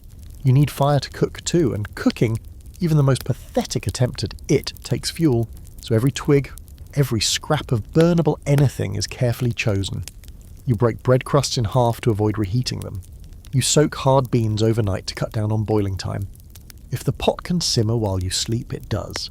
It's here that the politics of firewood rear their ugly, splintery heads, because not all wood is created equal, and not everyone has equal access to it. Technically, the trees belong to the Lord, or the church, or someone higher up the ladder than you, so collecting fallen branches from their woods can get you fined. Or worse, you know a man who lost 2 fingers for cutting a tree near the manor boundary line. They said he poached timber, as if the tree had noble blood and he'd insulted its honour. So instead, you forage on the sly. You walk the frostbitten hedgerows, pretending to look for mushrooms or herbs, and pocket dry twigs when no one's watching. You trade with neighbours, sticks for oats, bark for milk, pine cones for news, and if someone dies in the village, which happens more often than anyone likes to admit, you quietly offer to help clean their cottage. You keep whatever burnable scraps you find. And now for your fringe fact of the night. In some colder medieval regions, people saved on every scrap of old clothing, broken furniture, and even straw mattress stuffing to use as fuel. There are stories, some half folklore, some real, of entire walls being taken apart one timber at a time just to get through February. When the cold gets bad enough, everything becomes flammable. There's another layer to this, the kitchen itself, if you even have a kitchen. Many peasant homes had a single fire pit, usually built into the floor or a raised hearth at the centre of the main room. You cooked, heated, and lived around it. If the fire died, everything else followed. And heaven help you if smoke started pooling inside. Chimneys were rare, especially in the poorer houses. Most people relied on holes in the thatch to let smoke escape, holes that also let in snow, wind, and the occasional curious bird. Some wealthier peasants, or those who worked directly for the manor, had access to a detached bakehouse or a common kitchen space, but even then you had to bring your own fuel. No one's giving away firewood, not when it costs limbs. Scholars still argue about how much time medieval peasants spent gathering firewood in winter. Some say it was a daily chore, others suggest it was done in large halls before the freeze set in, with emergency foraging later. Either way, one thing is clear: no fire, no life. It's that simple. Back in your home, the fire has started to glow properly now. The pot is warming. The children shuffle closer, drawn by the rising heat and the smell of oats softening in water. You're still cold.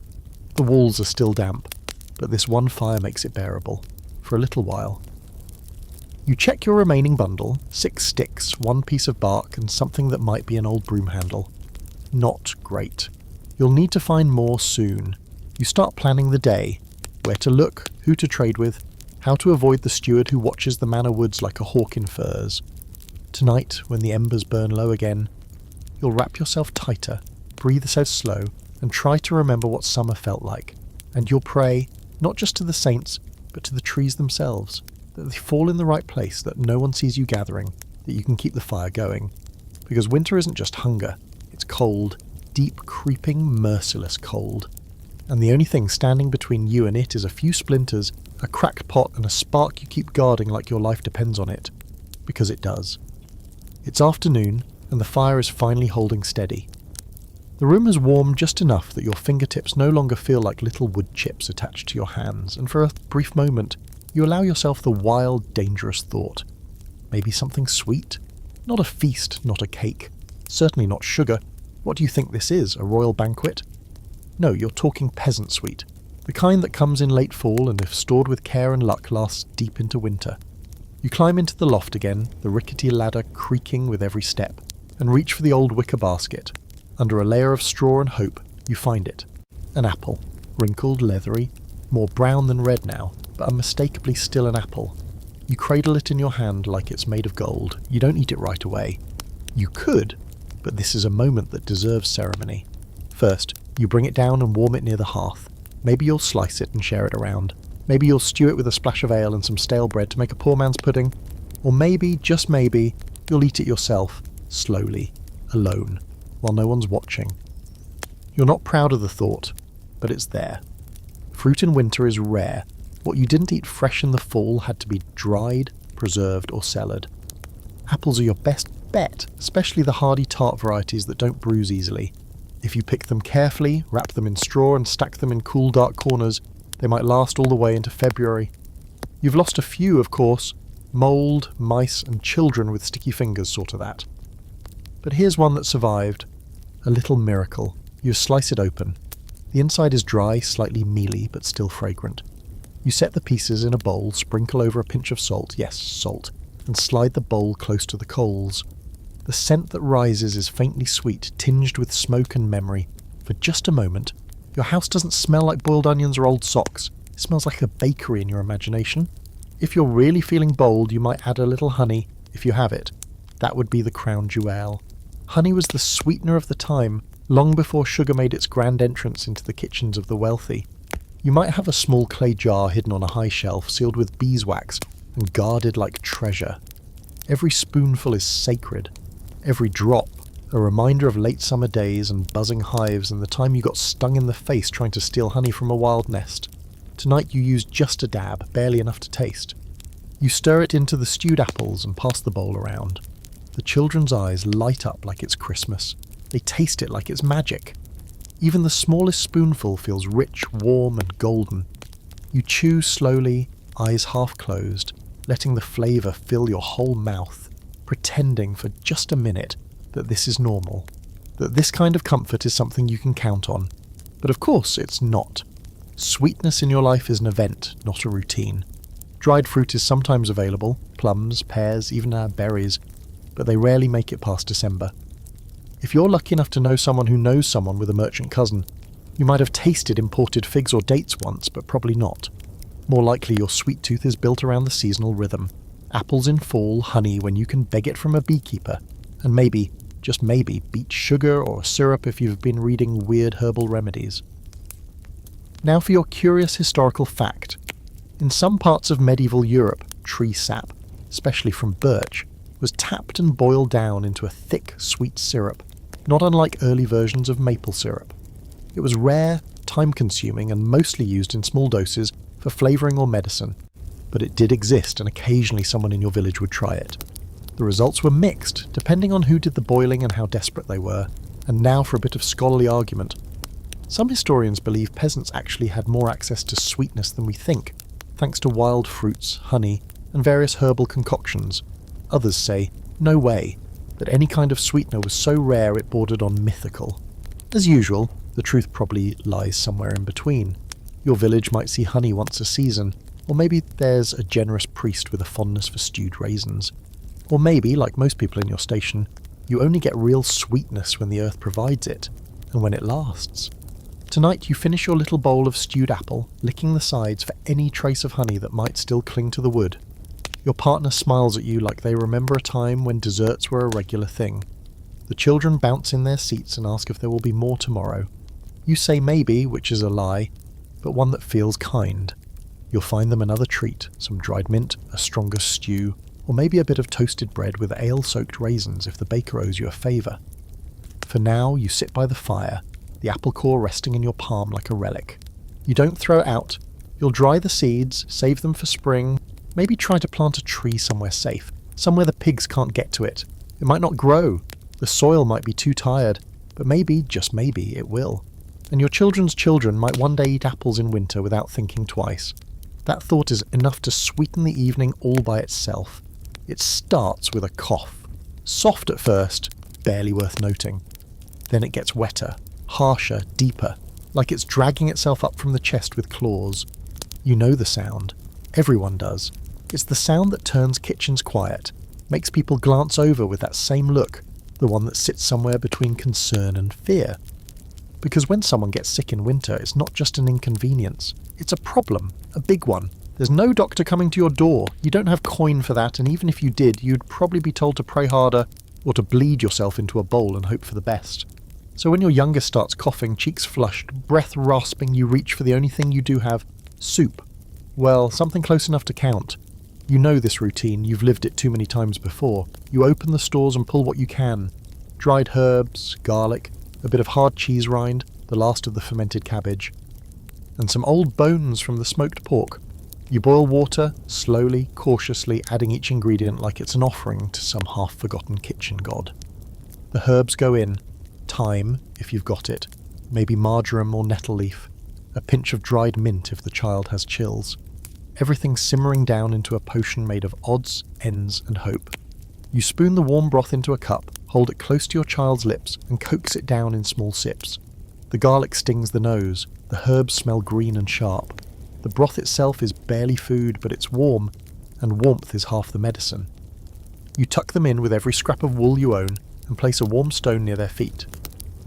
The wind hisses at the shutters like it's taunting your efforts. In winter, sickness doesn't come alone. It brings companions, fever, fatigue, aching joints, breath that rattles. You watch carefully, feel their forehead every hour, measure the colour in their cheeks like a weather vane. If it deepens, you boil the soup longer. If it wanes, you add honey, just a drop if you can spare it, something to soothe the throat. And yes, if you still have any dried rose hips or elderberries, they go into the mix too, not because you're sure they work, but because it's something. And sometimes doing something is the only way to feel like you're not helpless. Medieval peasants like you rely on old wives' tales, half-remembered herb lore, and sheer instinct. You boil wild chamomile for stomach aches. You wrap a hot poultice of mashed onions around the chest for coughs. You light bundles of dried herbs and waft the smoke around the room to chase out the sick air. Does it work? Who knows? It smells better than the damp straw floor and feels like action. There's a strange comfort in the ritual of it all. The brewing, the wrapping, the quiet tending. You're not just feeding your family. You're fighting. You're using every resource, every scrap of knowledge passed down from your grandmother and her grandmother before her. They knew how to treat illness before words like infection and virus even existed. They knew what fever eyes looked like. They knew when to add more garlic and when to start praying. And now for your historical nugget, yes. In some medieval villages, people believed that soup, specifically thin gruel, could draw illness out of the body. The logic was that if your body was weakened by sickness, it couldn't digest anything heavy. So you gave it the lightest, warmest thing you could. The idea was part superstition, part observation. And honestly, it wasn't far off. Broth keeps you hydrated, is gentle on the stomach. It gives just enough calories to hang on. The real fringe belief, though, that some herbs worked better if you sang to them while boiling. There's a folk tradition in parts of Europe, especially in the hills and forested regions, where certain plants were thought to respond to lullabies or whispered prayers. You've never seen it work, but when your child's face is pale and their breath rasps like a broken flute, you find yourself humming anyway. Maybe they can't hear it, maybe they can, either way, it calms you, and that's worth something. The fire burns low, you keep the pot warm, your partner takes a turn keeping watch, and you try to sleep curled on this bench beside the hearth, one eye half open. The rest of the children are huddled under blankets, eerily quiet. No one laughs, no one fights, even they know. When one of you is sick, you're all in danger. There's a moment in the night when the coughing stops completely, and your heart seizes. You rush over, hands trembling, only to find your child sleeping, deep and still, a flush of colour returning to their cheeks. You sag to the floor, exhausted. Not out of the woods, but maybe heading back toward the edge of them. And here's the scholarly debate for this section. Were medieval peasant remedies actually effective? Some historians argue yes, that herbal knowledge, passed orally for generations, contained real medicinal insight. Others claim most of it was superstition, dangerous more often than not, especially when treatments involved animal waste, mouldy bread, or boiling frogs. Yes, that happened. But most agree on this. Peasants knew their plants. They knew how to soothe a fever, ease a cough, and keep someone alive until the worst had passed. By dawn, the broth has boiled down to almost nothing. Your child is still breathing, the pot is empty, your woodpile is low again, but your house is quiet, and in winter, quiet is the sweetest sound there is. You refill the pot with snow, add a few more herbs, just in case the fever comes back, just in case anyone else starts coughing. You won't be caught off guard, because in the dark, cold heart of winter, soup is more than food. It's protection. The calendar may say March, but winter isn't done with you yet. Not even close. This is the cruelest part, the starving time. The point in the season when your stores are down to nearly nothing, your body is thinner than you remember it being. And every waking moment revolves around the single thought: how much food is left?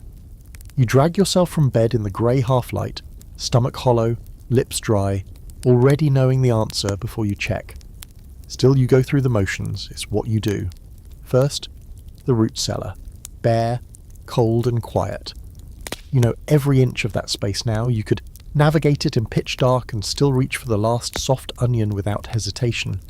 Today there's nothing left down there but a handful of shriveled turnips, 2 fist-sized carrots that look more like sticks, and a jug of something that might be sour ale or might be pickling juice from last autumn. You sniff it, recoil and put it back. Not desperate enough. Not yet.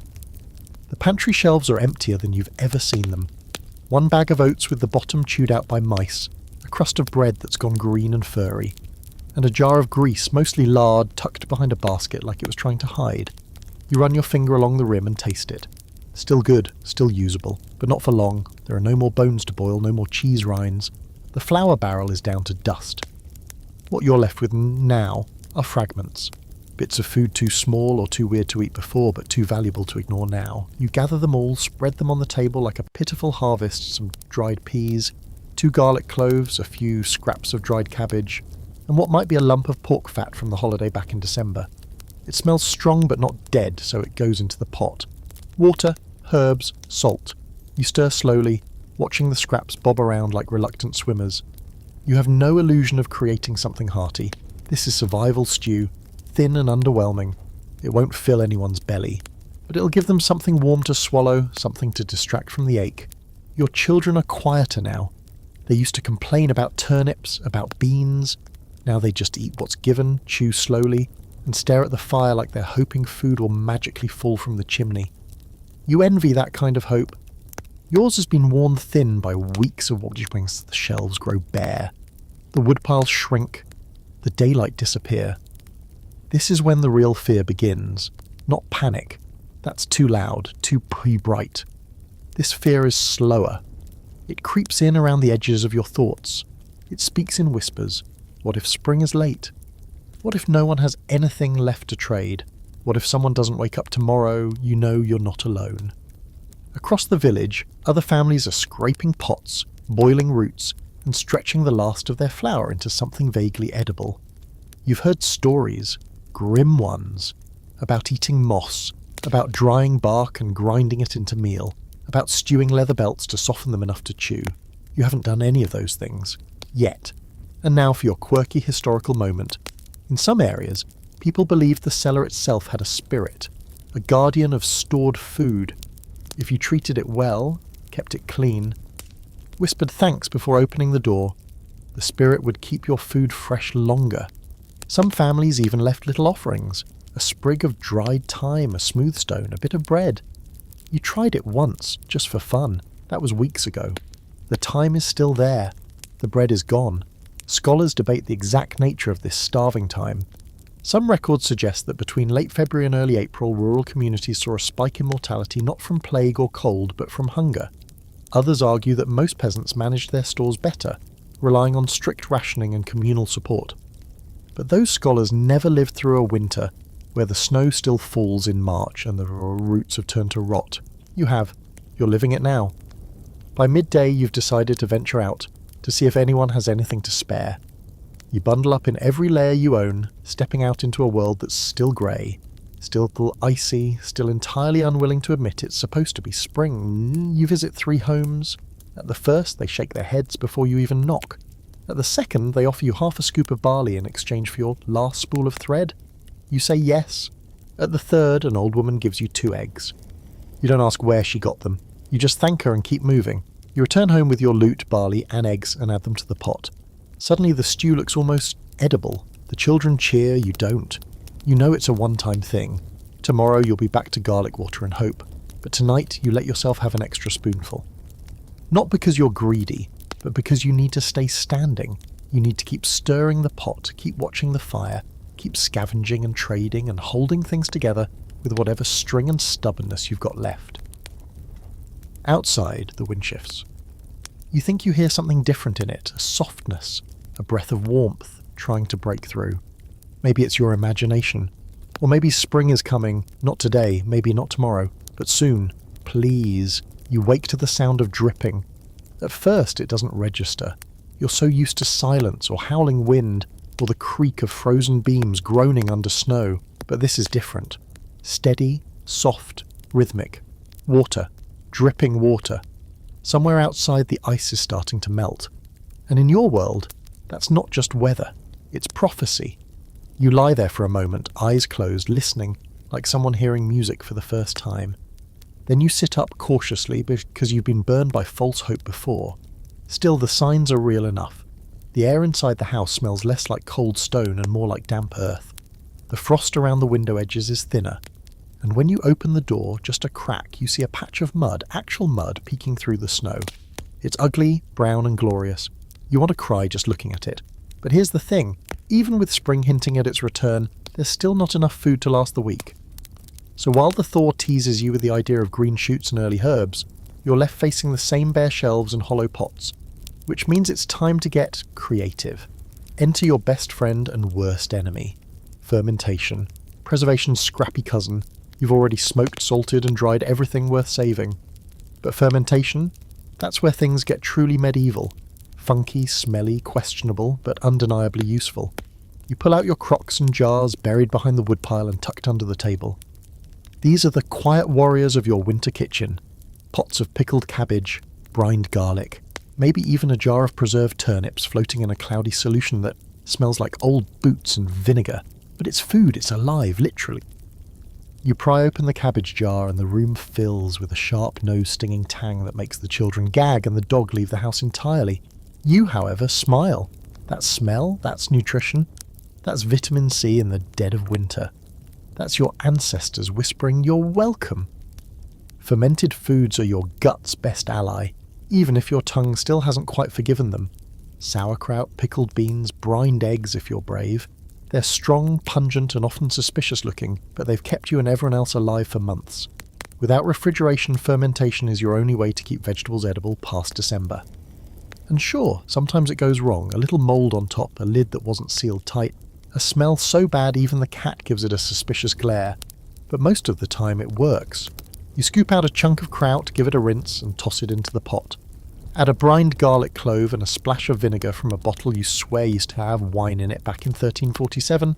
The result is a sour, savoury soup with just enough bite to wake your taste buds from their oat-induced coma. Now, here's your fringe fact of the day. Some medieval folks believed that fermented foods were spiritually potent, that they had the power to cleanse the body, not just physically, but spiritually. You can imagine why? Eat enough sauerkraut and brined garlic and your entire being will feel like it's been through something profound. There's even evidence that people sang to their fermenting jars, or at least prayed over them. The idea was that the invisible spirits, yeasts, bacteria, or actual household gods, depending on who you asked, needed to be kept happy, and happy spirits meant less spoilage and fewer ill humours. So if you catch yourself whispering to the pickled turnips today, you're not losing it. You're following tradition. The scholarly debate, of course, centres around just how widespread fermentation really was among peasants. Some argue that only wealthier households had the time, space and tools to do it properly. Others point to the archaeological evidence. Hundreds of preserved crocks, residue in clay pots, remnants of vinegar-making setups, to argue that this was a universal survival tool. Your own lived experience falls squarely in the second camp. You've seen fermentation save lives, and you've seen it go sideways. Last winter, one family tried fermenting wild onions in a wine barrel and ended up with something that could strip paint. Another villager, bless him, tried fermenting boiled beets with fish scraps. He's still banned from bringing anything to the feast days. But you stick to the basics: cabbage, garlic, maybe leeks if you catch them early enough. Sometimes you add a bit of horseradish for kick. And every so often, when the smell fills the house, you smile, not because it's delicious, but because it's alive. It's food that refused to die. Just like you. You dish out the kraut stew to your family, and for once, no one groans. It's sour, sure, but it's not gruel. It has texture. It has flavour. One of the children asks if this means spring is coming. You shrug and say maybe. You want to believe it as much as they do. You eat slowly, savouring the weird, wonderful tang. And as you chew, you think of the crock still waiting behind the woodpile. You'll ration them carefully. Stretch them through the next few weeks. Maybe even trade a jar for eggs when the chickens start laying again, if you're lucky. Outside, the wind has changed. It's still cold, but different now. Less biting. More wet. The kind of wind that brings meltwater and mud and eventually weeds you can boil into something vaguely resembling salad. But tonight, you don't need hope. You've got pickled cabbage, funky, sour, some strange, and proof that even in the dead of winter you can make food, not just hoard it. You can create life in a jar, in a cellar, in the back of your smoky cottage, where no one expects to find it. You lick your spoon clean and smile. Spring can take its time. You've got brine. There's a scratching sound in the pantry again. Not loud, not alarming, just that faint scuttling shuffle you've come to dread. You freeze mid-step, holding your breath like someone trying not to be noticed by a ghost. You know exactly what it is. Not a rat. Rats make more noise. No, this is smaller, sneakier. A mouse. Or worse, several. You crack the pantry door open and peer inside. Sure enough, there it is. Tiny, grey, beady-eyed, perched right on top of your last burlap sack of oats like it owns the place. It darts off the moment it sees you, vanishing into some shadowy crevice you didn't even know existed. You sigh, deeply and with the kind of defeated familiarity that only someone who has been slowly robbed by rodents for 6 months can manage. Welcome to the next brutal reality of surviving a medieval winter. You're not the only one trying to eat your food. Let's talk about contamination. Your food storage space is basically an open invitation for anything with claws, wings or antennae, mice, rats, beetles, weevils, moth larvae, you name it. If it can crawl, fly, nibble or burrow, it's already paid a visit to your supplies. Sometimes you find droppings, sometimes you find gnawed holes in sacks or wooden lids with tiny tooth marks. Sometimes you just find a smell. Sharp, sour and unmistakably not meant to be part of your dinner. You do what you can. You tie sacks up high, hang baskets from the rafters, set crude traps baited with old crumbs. You keep cats, not cuddly companions, but half-wild murder machines that sleep all day and patrol all night. But even they can't catch everything. You once saw a mouse run straight across your boot and into the firewood stack while your cat looked on with bored disinterest. You offered it a chunk of cheese in exchange for renewed work ethic. It licked its paw and went back to sleep. Some people around the village claim they've found dried lizards in their grain. Others talk about mites so small they ride in on flour dust. And while you'd love to believe they're exaggerating, deep down you know they're not. You've picked weevils out of barley with your bare hands. You've cracked open a dried apple and found it already occupied. You've eaten bread that tasted off, and later decided not to think too hard about why. There's a saying that makes the rounds this time of year: you can eat the bugs, or you can let the bugs eat the food. Most people choose the first. After all, a little protein never hurt anyone, right? You've become a master of sifting, inspecting, sniffing, and silently negotiating with whatever decided to lay eggs in your oats. You've got a method now. First, dump the contents on a cloth. Then spread it thin, look for movement, look for holes, look for anything that's squirming or skittering, pick it out, toss it in the fire, re-sift, repeat. If the infestation is small, you salvage the grain. If it's big, well, you dry your tears, feed it to the chickens, and pretend you never saw it. Now here's the deeply unsettling fringe fact for tonight. Some households roasted infested grain, with the bug still in it. Not because they were lazy, but because they didn't want to waste the calories. They'd convinced themselves the heat would kill whatever was inside and just go for it. You've done it once. The texture was memorable. So was the smell. You didn't do it again. Contamination isn't just about pests, though. Spoilage creeps in too. Flour goes musty, bread moulds. Root vegetables rot from the inside, leaving you with something that looks fine on the outside but collapses into mush the moment you cut it open. Salted meat, if not packed properly, develops a slimy sheen that signals death more than dinner. You learn to inspect everything, trust nothing, sniff first, bite second. The scholarly debate here is ongoing. How often did medieval peasants eat spoiled or contaminated food? Some argue that people of the time had stronger stomachs, gut biomes adapted to less than ideal conditions.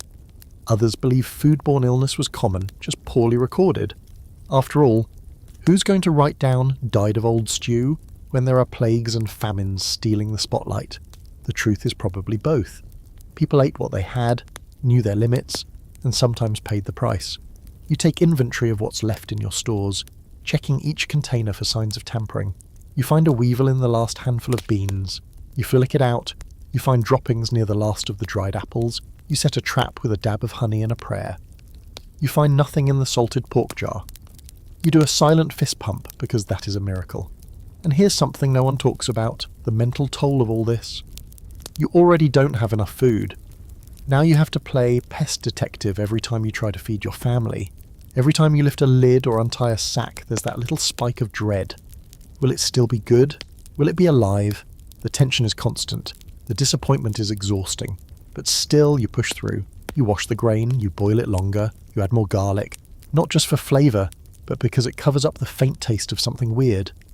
You don't talk about it with the kids.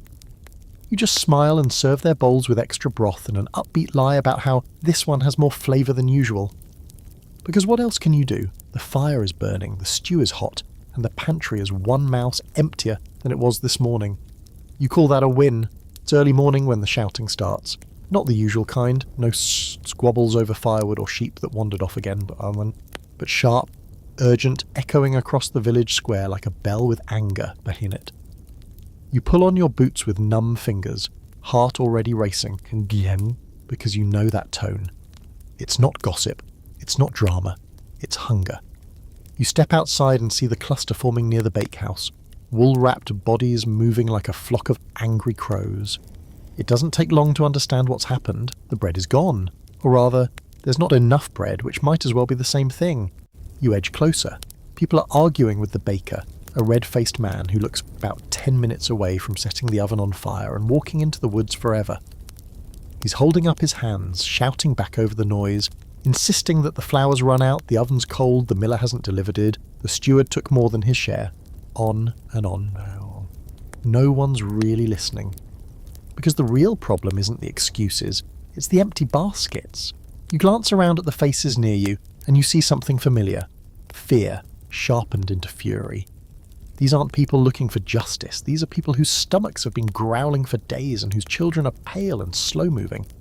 One woman is holding a dry, cracked crust of rye like it's evidence in a murder trial.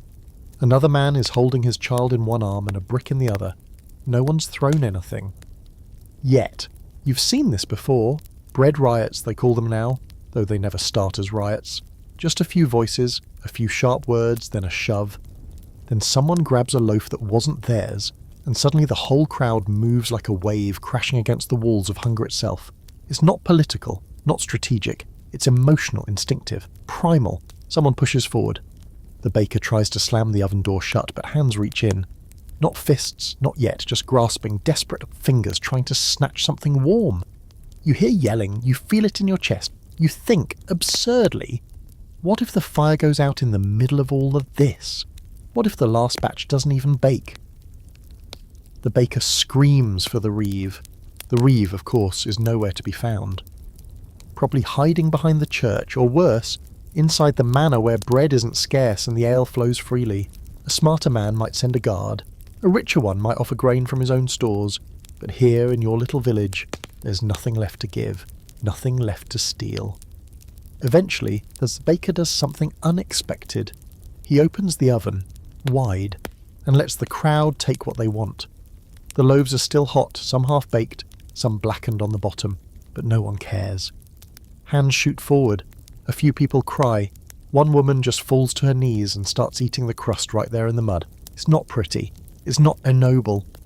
It's just survival, raw and unfiltered. You manage to get a small round loaf. It's burnt on one side and smells faintly of smoke and panic. You don't care. You hold it to your chest like a newborn, wrap it in your shawl and hurry home before someone changes their mind. Inside, your children look up as you walk in, their eyes already tracking the loaf like hawks.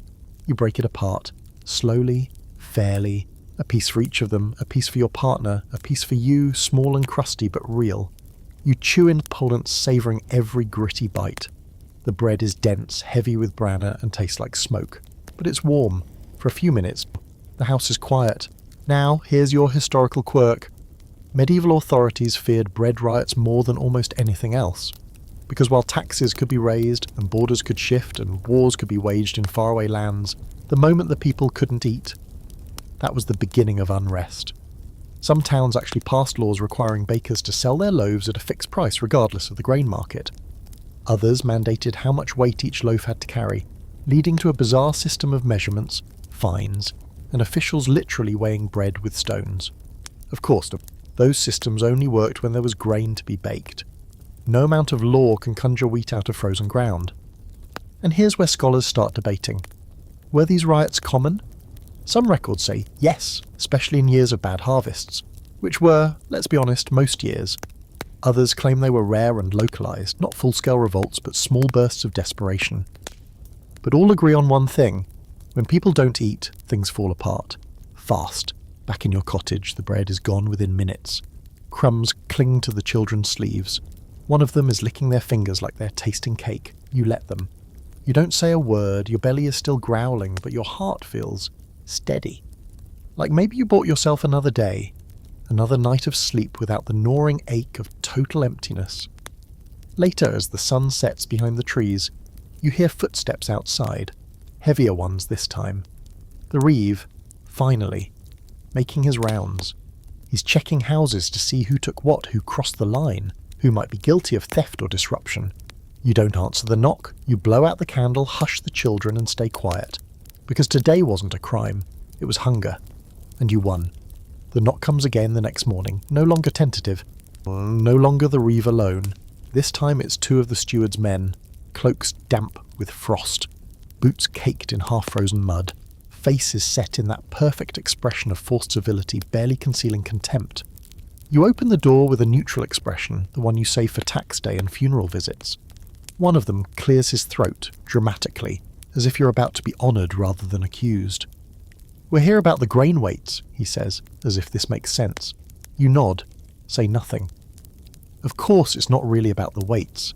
It's about the bread riot, though no one's calling it that, not out loud officially. It's about irregularities in flour allotments and possible miscounts at the mill, which is just a long, polite way of saying someone, somewhere, is stealing, hoarding or both, and now they're pretending it might be you. You let them in. What choice do you have? They glance around the cottage, Din, eyes flicking to your hearth, your shelves, the still warm pot on the fire. You haven't even eaten yet today. You were saving the last handful of beans for supper, but now you wish you'd hidden them under the floorboards. One of them picks up a barley sack, empty.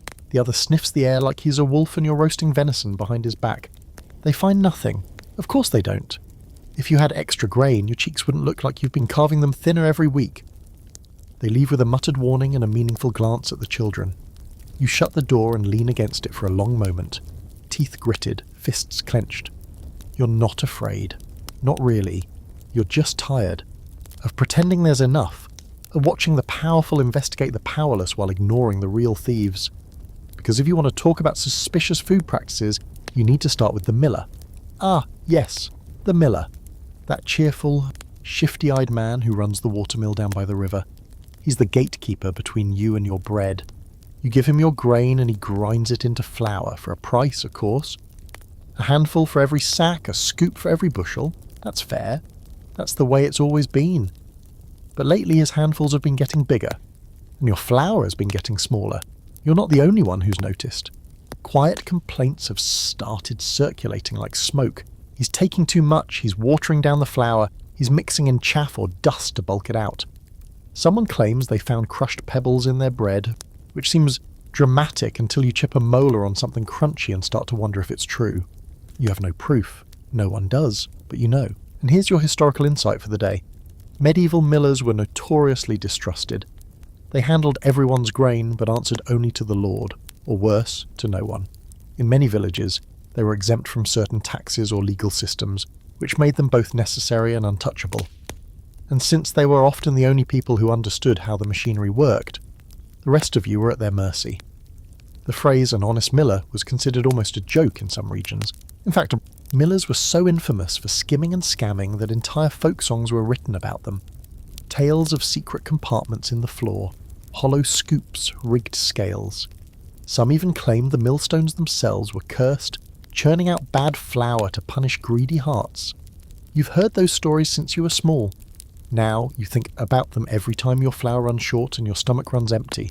The truth is, you need him. As crooked as he is, you can't grind flour without him. Mortar and pestle will only get you so far. Without proper flour, you can't bake real bread. Without a bread, your family doesn't make it to spring. So you go anyway, because you have no choice. You pack your last sack of barley and head to the mill. The road there is slick with half-melted snow and your feet ache with every step. When you arrive, the wheel is turning sluggishly, its paddles thick with ice.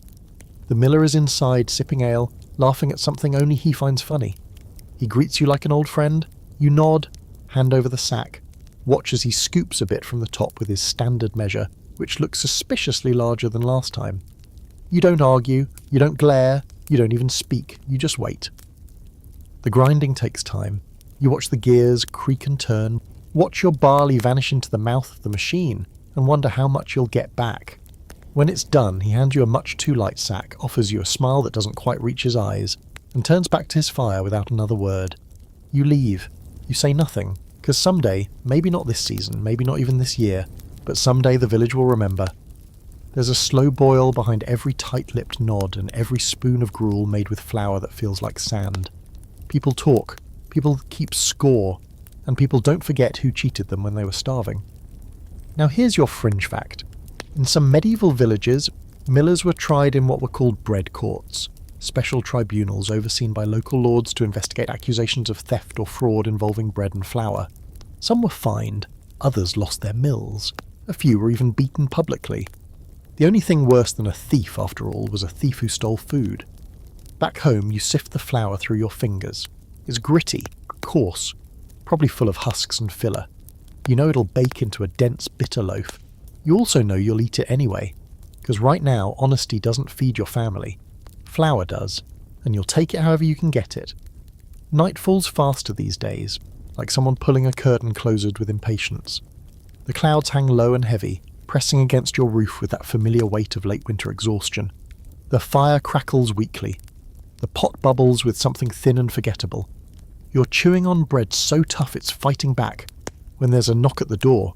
Not the heavy-handed kind of Reeves or stewards, but the sharp, nervous tap of someone who wants something and knows they shouldn't be asking. You open the door and see Tom, the boy from 2 cottages down, face red from cold, coat too thin, eyes wide and pleading. He's holding a sack against his chest like it's filled with treasure, or maybe regret. "I have turnips," he says, out of breath. "Will you trade?" You let him in before the wind steals the heat from the room. He shuffles in, boots dripping, hands trembling, and lays the sack on the table. You open it carefully. 6 small turnips, the kind that usually get left behind during the harvest. Ugly, misshapen, bruised, but edible. And that's what matters. He looks at your hearth, at the pot, at the bread. You know what he wants, but he's too polite, or maybe too proud to say it directly. So you ask, "What are you looking for?" "Anything," he says. "Maybe a bit of lard or some flour." You pause. You have neither to spare, but you have something else. You glance at the small basket near the hearth, the one where you've been storing the dry, tough ends of your last few loaves.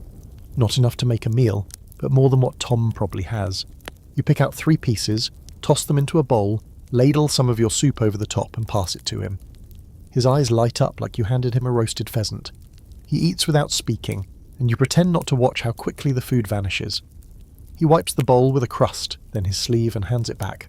"Thank you," he whispers.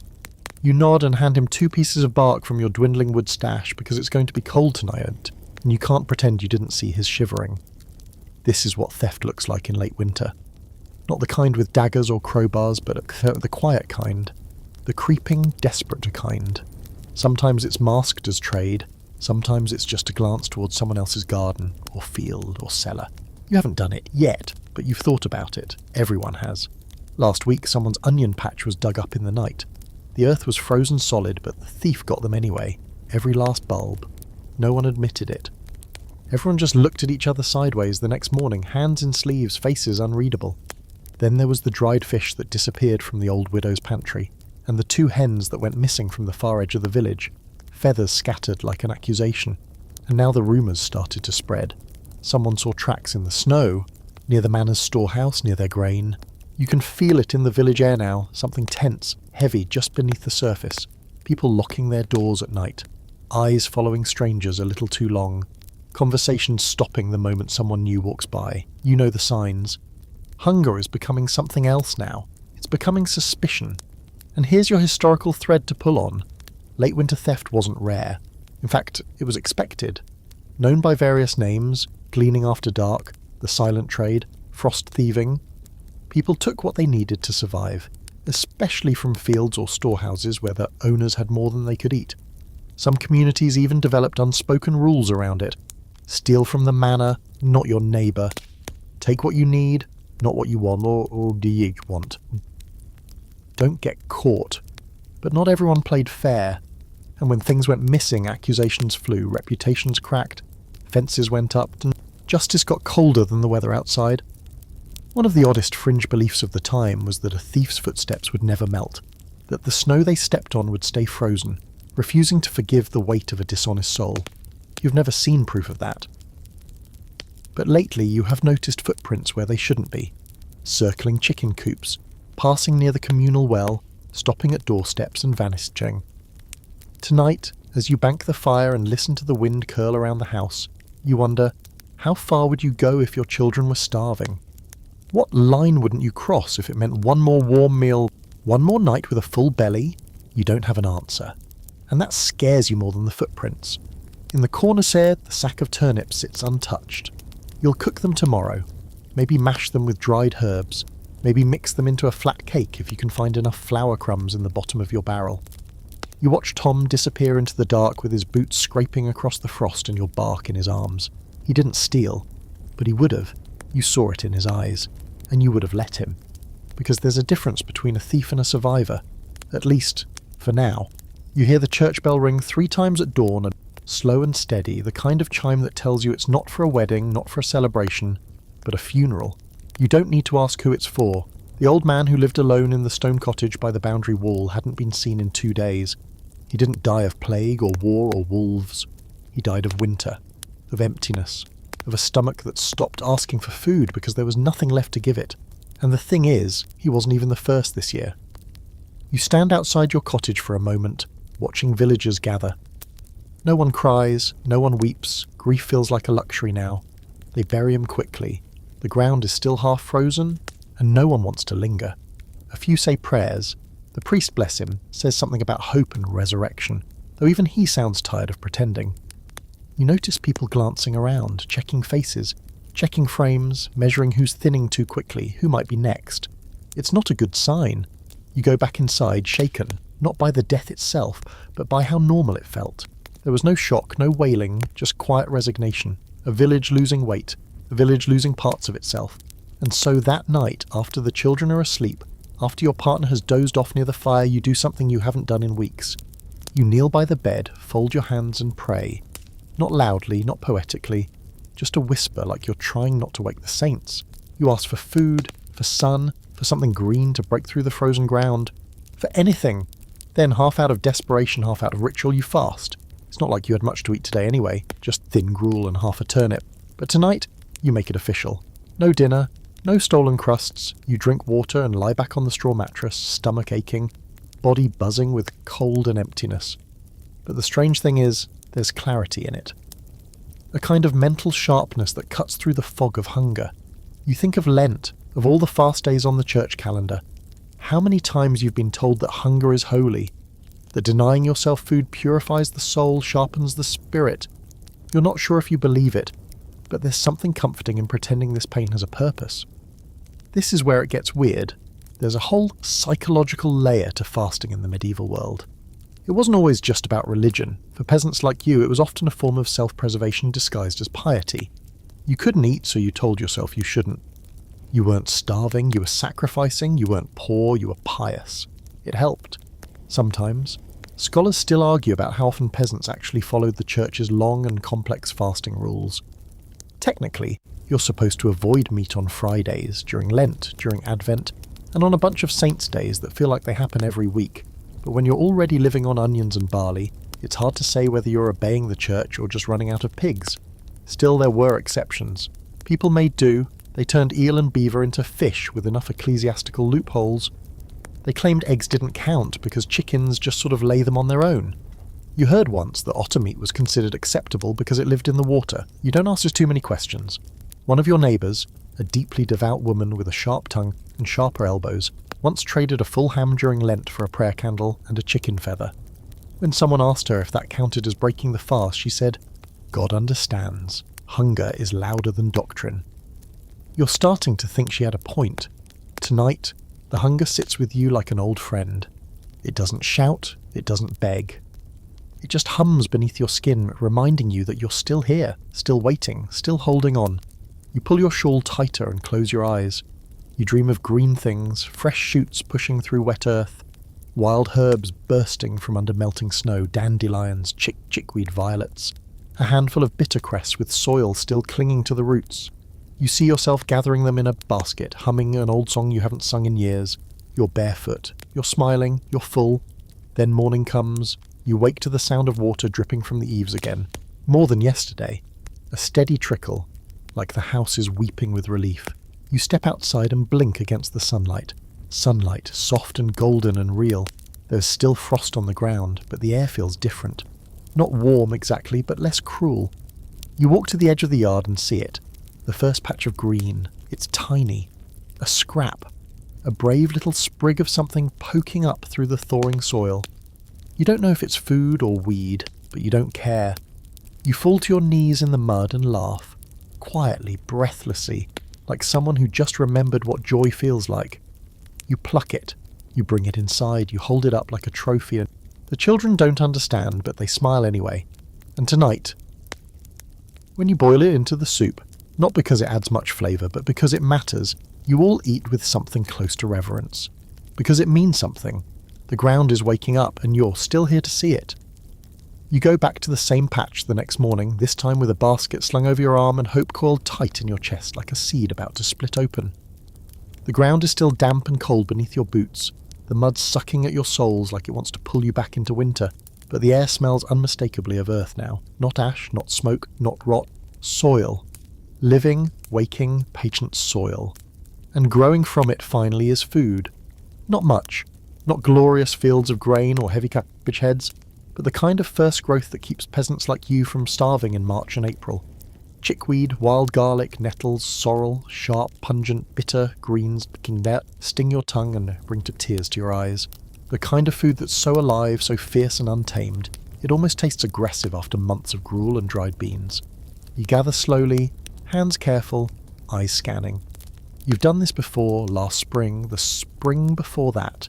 You know the spots near the stream where the sun hits first, along the southern side of the stone wall where moss grows, under the bare branches of the hazel tree where violets always appear first.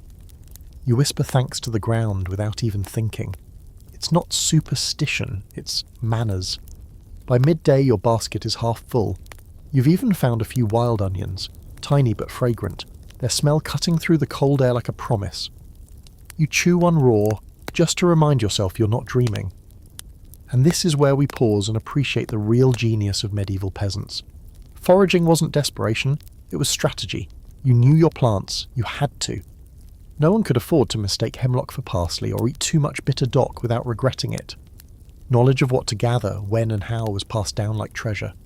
Your grandmother taught you which weeds to boil, which ones to crush into poultices, which ones to dry and hang over the door to keep spirits and rats away.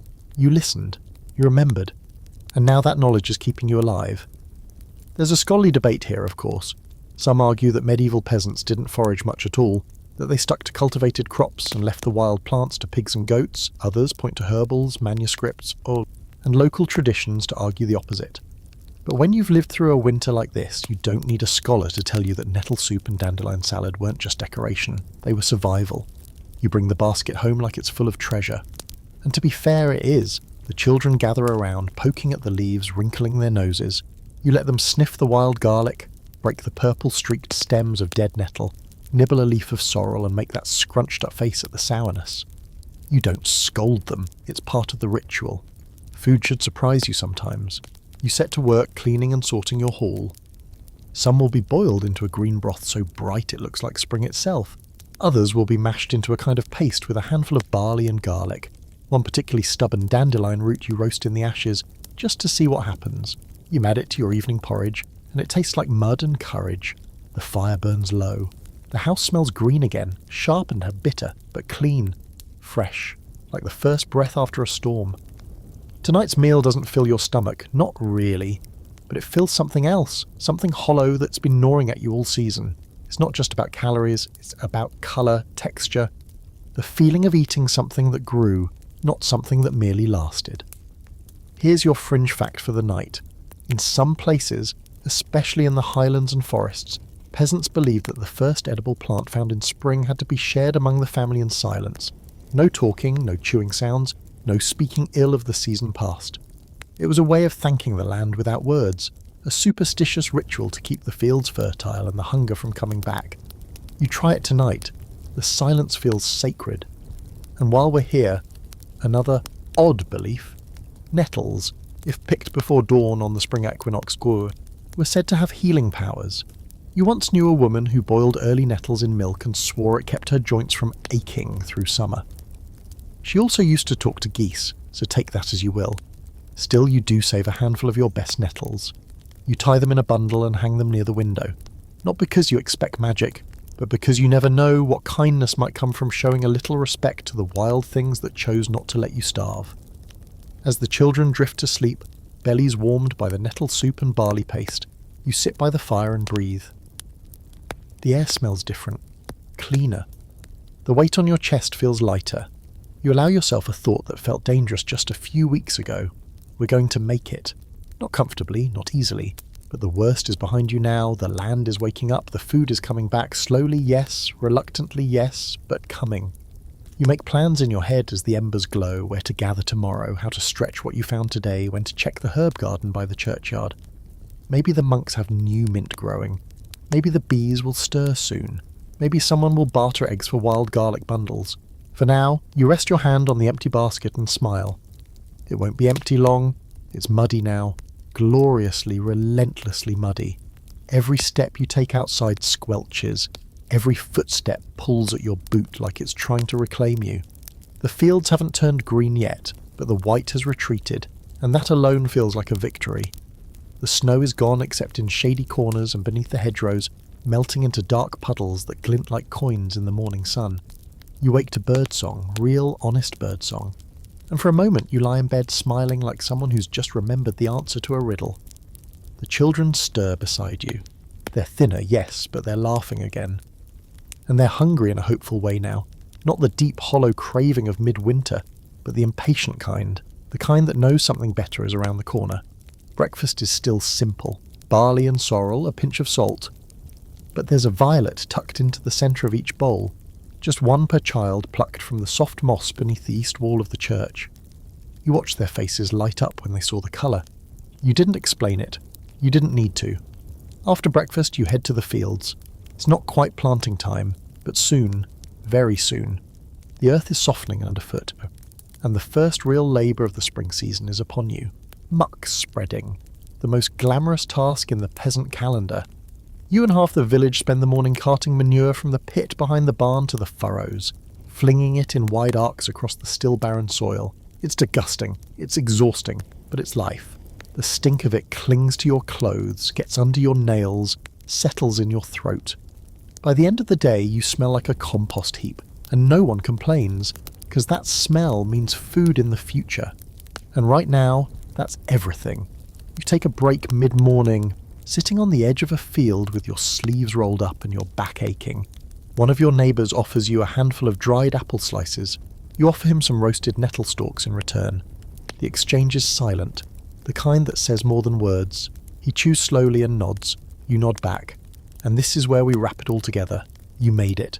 You survived the medieval winter. You didn't starve, you didn't freeze. You rationed and foraged and traded and stewed and sometimes just waited, praying for sun, scraping pots so clean they looked polished. You watched your village shrink and mourned quietly with every shallow grave. You stared down disease and hunger and suspicion, and still, here you are, with your hands in warm soil and your eyes squinting against spring light. Here's your final quirky fact. Some communities held green feasts in early spring, not because they had much to feast on, but because they needed to pretend they did. A few wild herbs, a bit of bread, maybe ale thinned with meltwater. And everyone would gather to celebrate the land's slow return to generosity.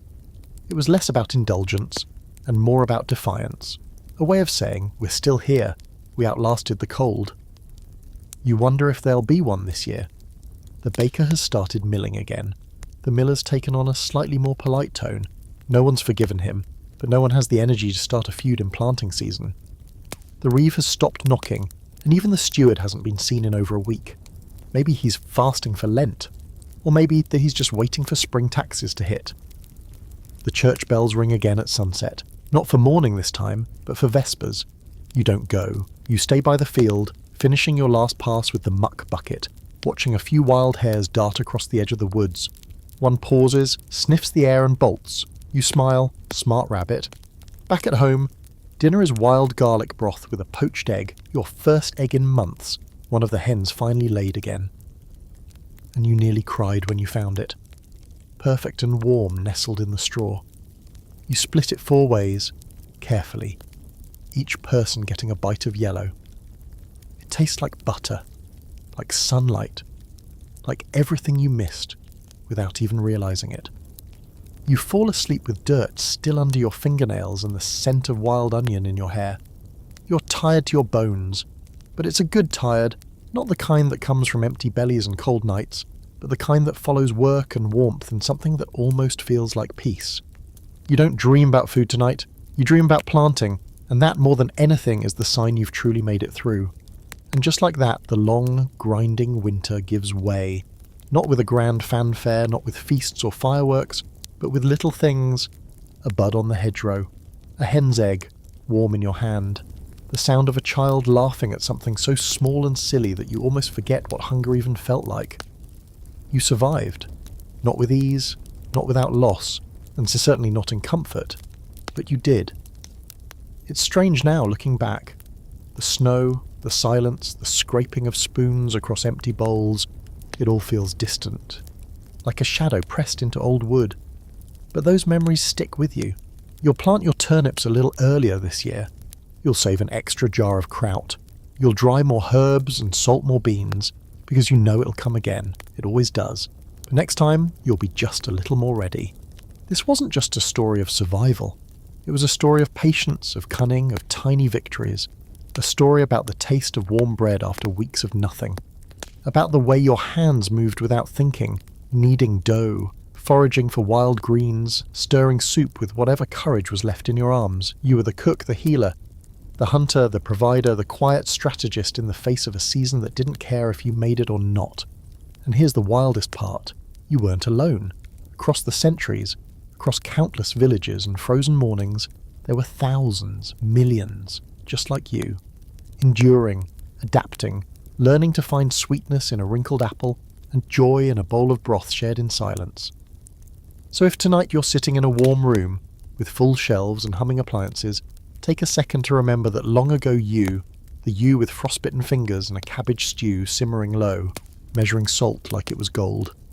That version of you earned this moment. Let them rest, and now exhale. You made it through the medieval winter. Sleep well, my friend.